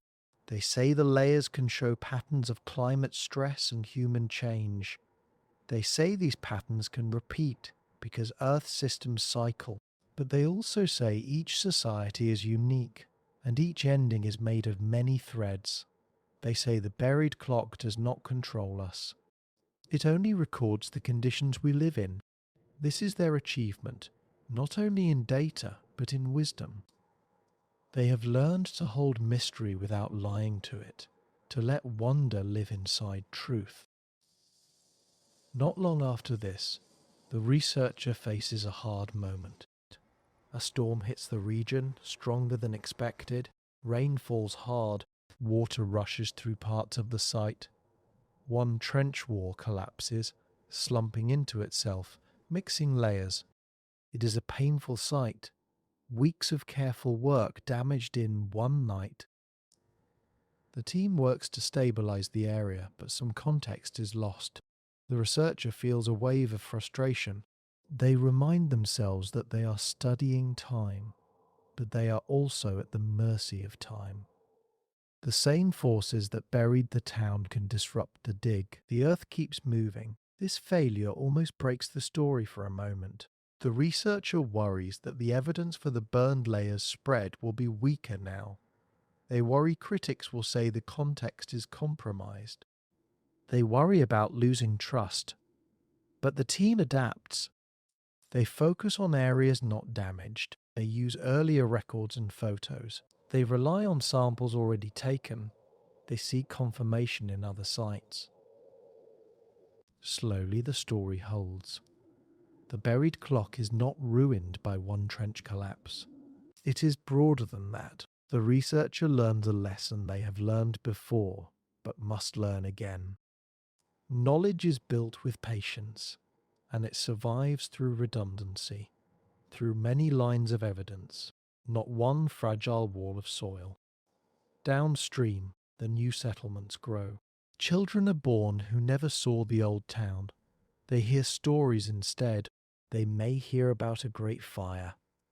They may hear about a hazy sky. They may hear warnings about drought. They may learn rituals meant to protect crops. They may grow up with new habits shaped by old trauma.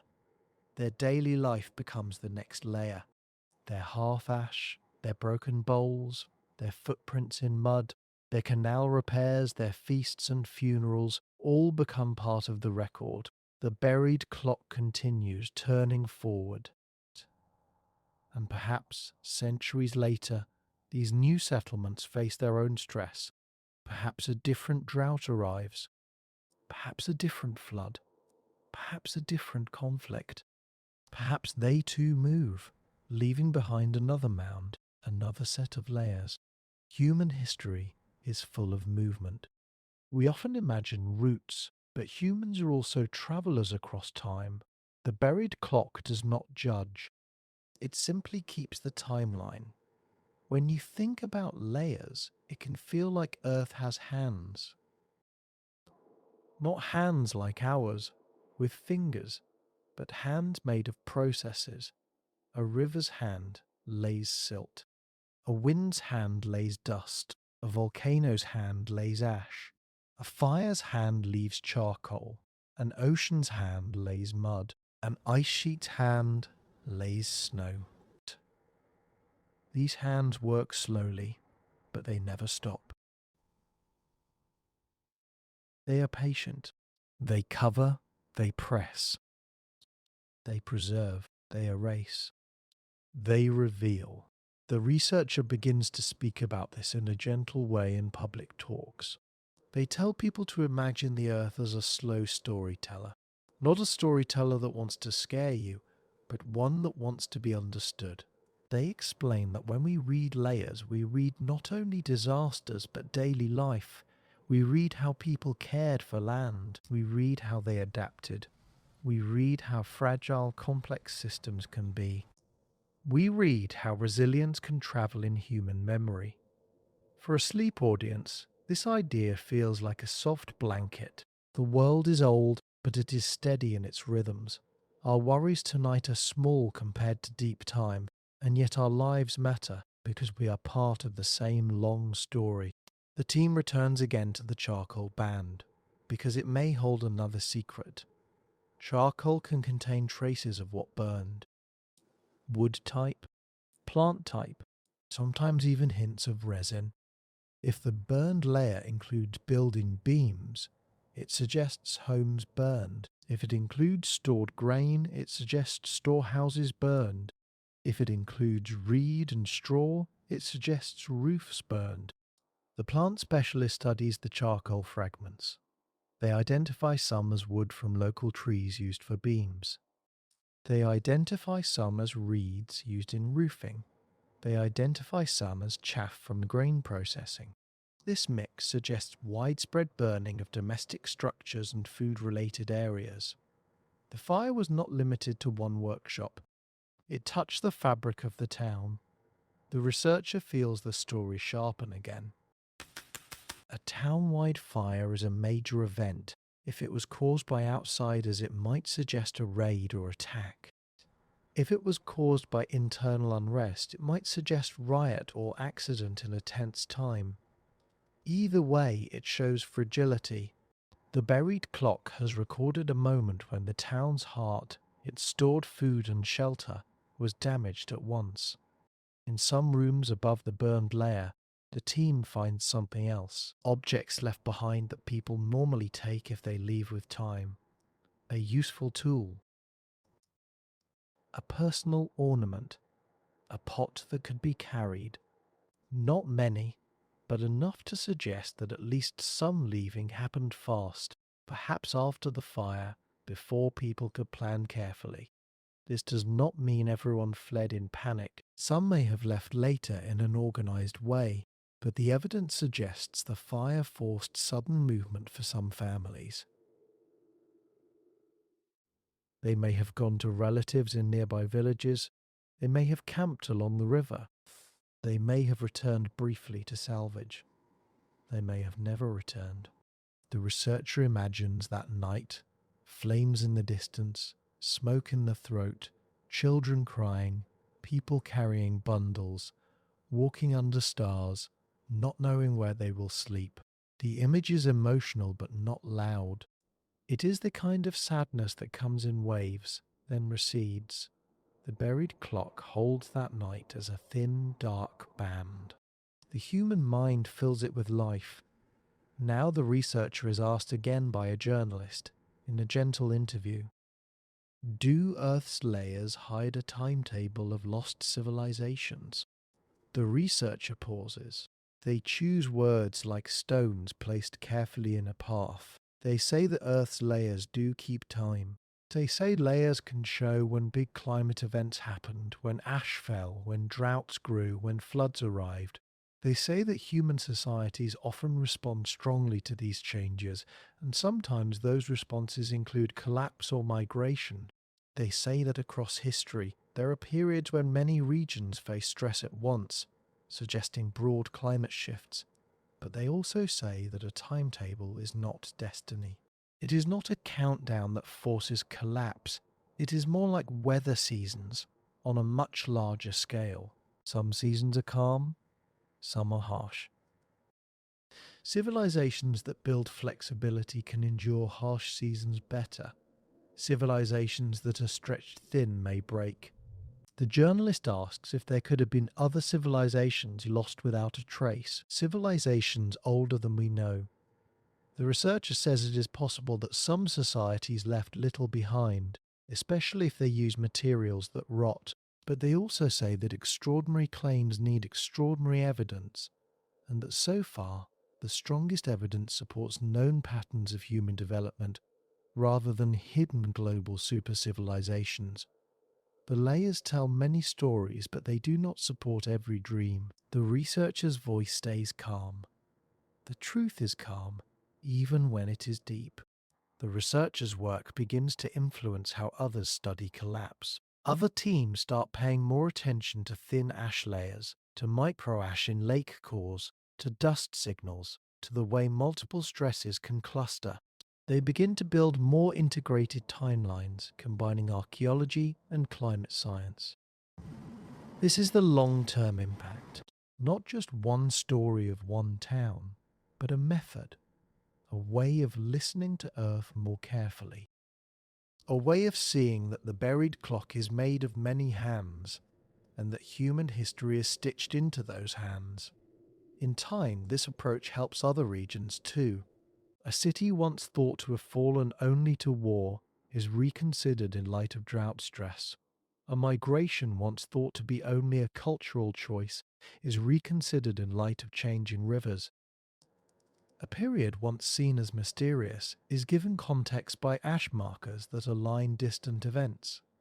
The buried clock becomes a shared tool, not a myth, not a weapon for drama, but a guide for understanding. Back at the site, after another day of digging, the team stands on the mound at dusk. The wind is cool. The river glints in the distance. The land feels wide and patient. The researcher looks down at the trench, now covered again. They think about the burned layer and the ash layer. They think about the people who lived here. They feel gratitude, not because those people suffered, but because their traces allow us to learn. Their lives pressed into soil still matter. The researcher also feels a quiet humility. They know they are reading only a small part of the Earth's record. Many layers remain untouched. Many stories remain buried. The buried clock is vast, and we have only begun to hear its softer ticks. The researcher walks back to camp, and the stars come out one by one. The world feels calm. The story feels deep. Sleep feels near. Late in the season, one more surprise arrives. In a small test pit on the edge of the mound, the team finds a fragment of clay with markings. Not full writing, but symbols. They are simple, but deliberate. The fragment comes from a layer close to the burn band.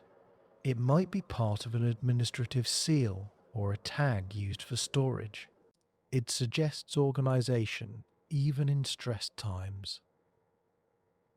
The researcher's mind lights up softly. If the town had organized storage, then the struggle may have been managed, at least for a while. The burn event might have disrupted not only homes but the system that kept food and labor coordinated. If an attack targeted storage and administration, it could explain why recovery failed. If internal unrest hit storage, it could explain the same. The fragment becomes a new thread. The researcher knows that if they can find more of these markings, they might learn how the town tried to manage crisis and how the crisis broke that management. They plan a focused excavation for the next day, right where the fragment came from, to see if there is a larger administrative area buried there. The team goes to sleep that night with quiet anticipation, and beneath them, under blankets and tents, under layers of soil and time, the buried clock continues its slow ticking, holding one more secret in the darkness, waiting for the brush to find it. At the end of our long, quiet journey, we return to the same idea that first pulled us into the dark with wonder. The ground under us is not empty. It is a slow memory stacked in layers like soft blankets. Each layer is a small moment that settled and stayed. Some layers are calm, made by gentle seasons. Some layers are sharp, made by sudden change. And when we learn to read those layers, we begin to hear a kind of hidden ticking, not loud and scary, but steady and true, like the earth itself is keeping time in its own patient way. We followed one town as if it were a living person. We watched its early life, and the river fed fields and families and made the future feel safe. We saw its growth when work became organized, trade became wider, and daily life filled the streets with simple sounds. Then we felt the challenges arrive, first as small cracks that seemed manageable, then as heavier pressure that made every decision harder. We saw how drought and dust can quietly weaken a place, how hunger can thin trust, and how fear can make people build walls where they once built open paths. And then, when the layers finally spoke clearly, we found the burned band in the soil, a dark scar showing that fire had swept through the town in a moment of panic and loss. After that came the pale ash line, the thin reminder that trouble can also fall from far away, carried by wind, changing skies and seasons at the worst possible time. But the story did not end with vanishing. The layers taught us something softer and more human. They showed that lost often means changed. People can leave a city and still survive. They can carry their skills, their memories, and their way of living downstream into a new place where water is steadier and hope can grow again. In the younger layers, we saw life return, not as a perfect recovery, but as a continuation, like a song that changes its tune but does not stop. This is the quiet strength hidden inside many collapses. Systems can break, but people can adapt. So, do Earth's layers hide a timetable of lost civilizations? The answer, in this calm light, is not a simple yes or no. The layers do keep time, and they do record patterns. They show that the planet has rhythms, seasons of calm and seasons of strain.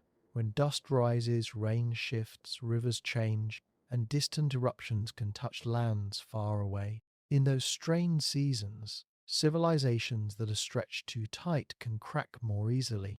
The buried clock is not destiny, and it is not a magic schedule that forces endings.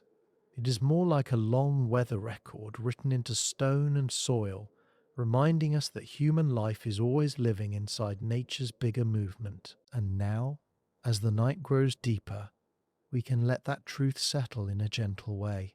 Beneath every home, beneath every road, beneath every quiet field, the earth is holding stories. Some are bright, some are sad, some are unfinished, but all of them are real, pressed into layers that wait without anger and without hurry.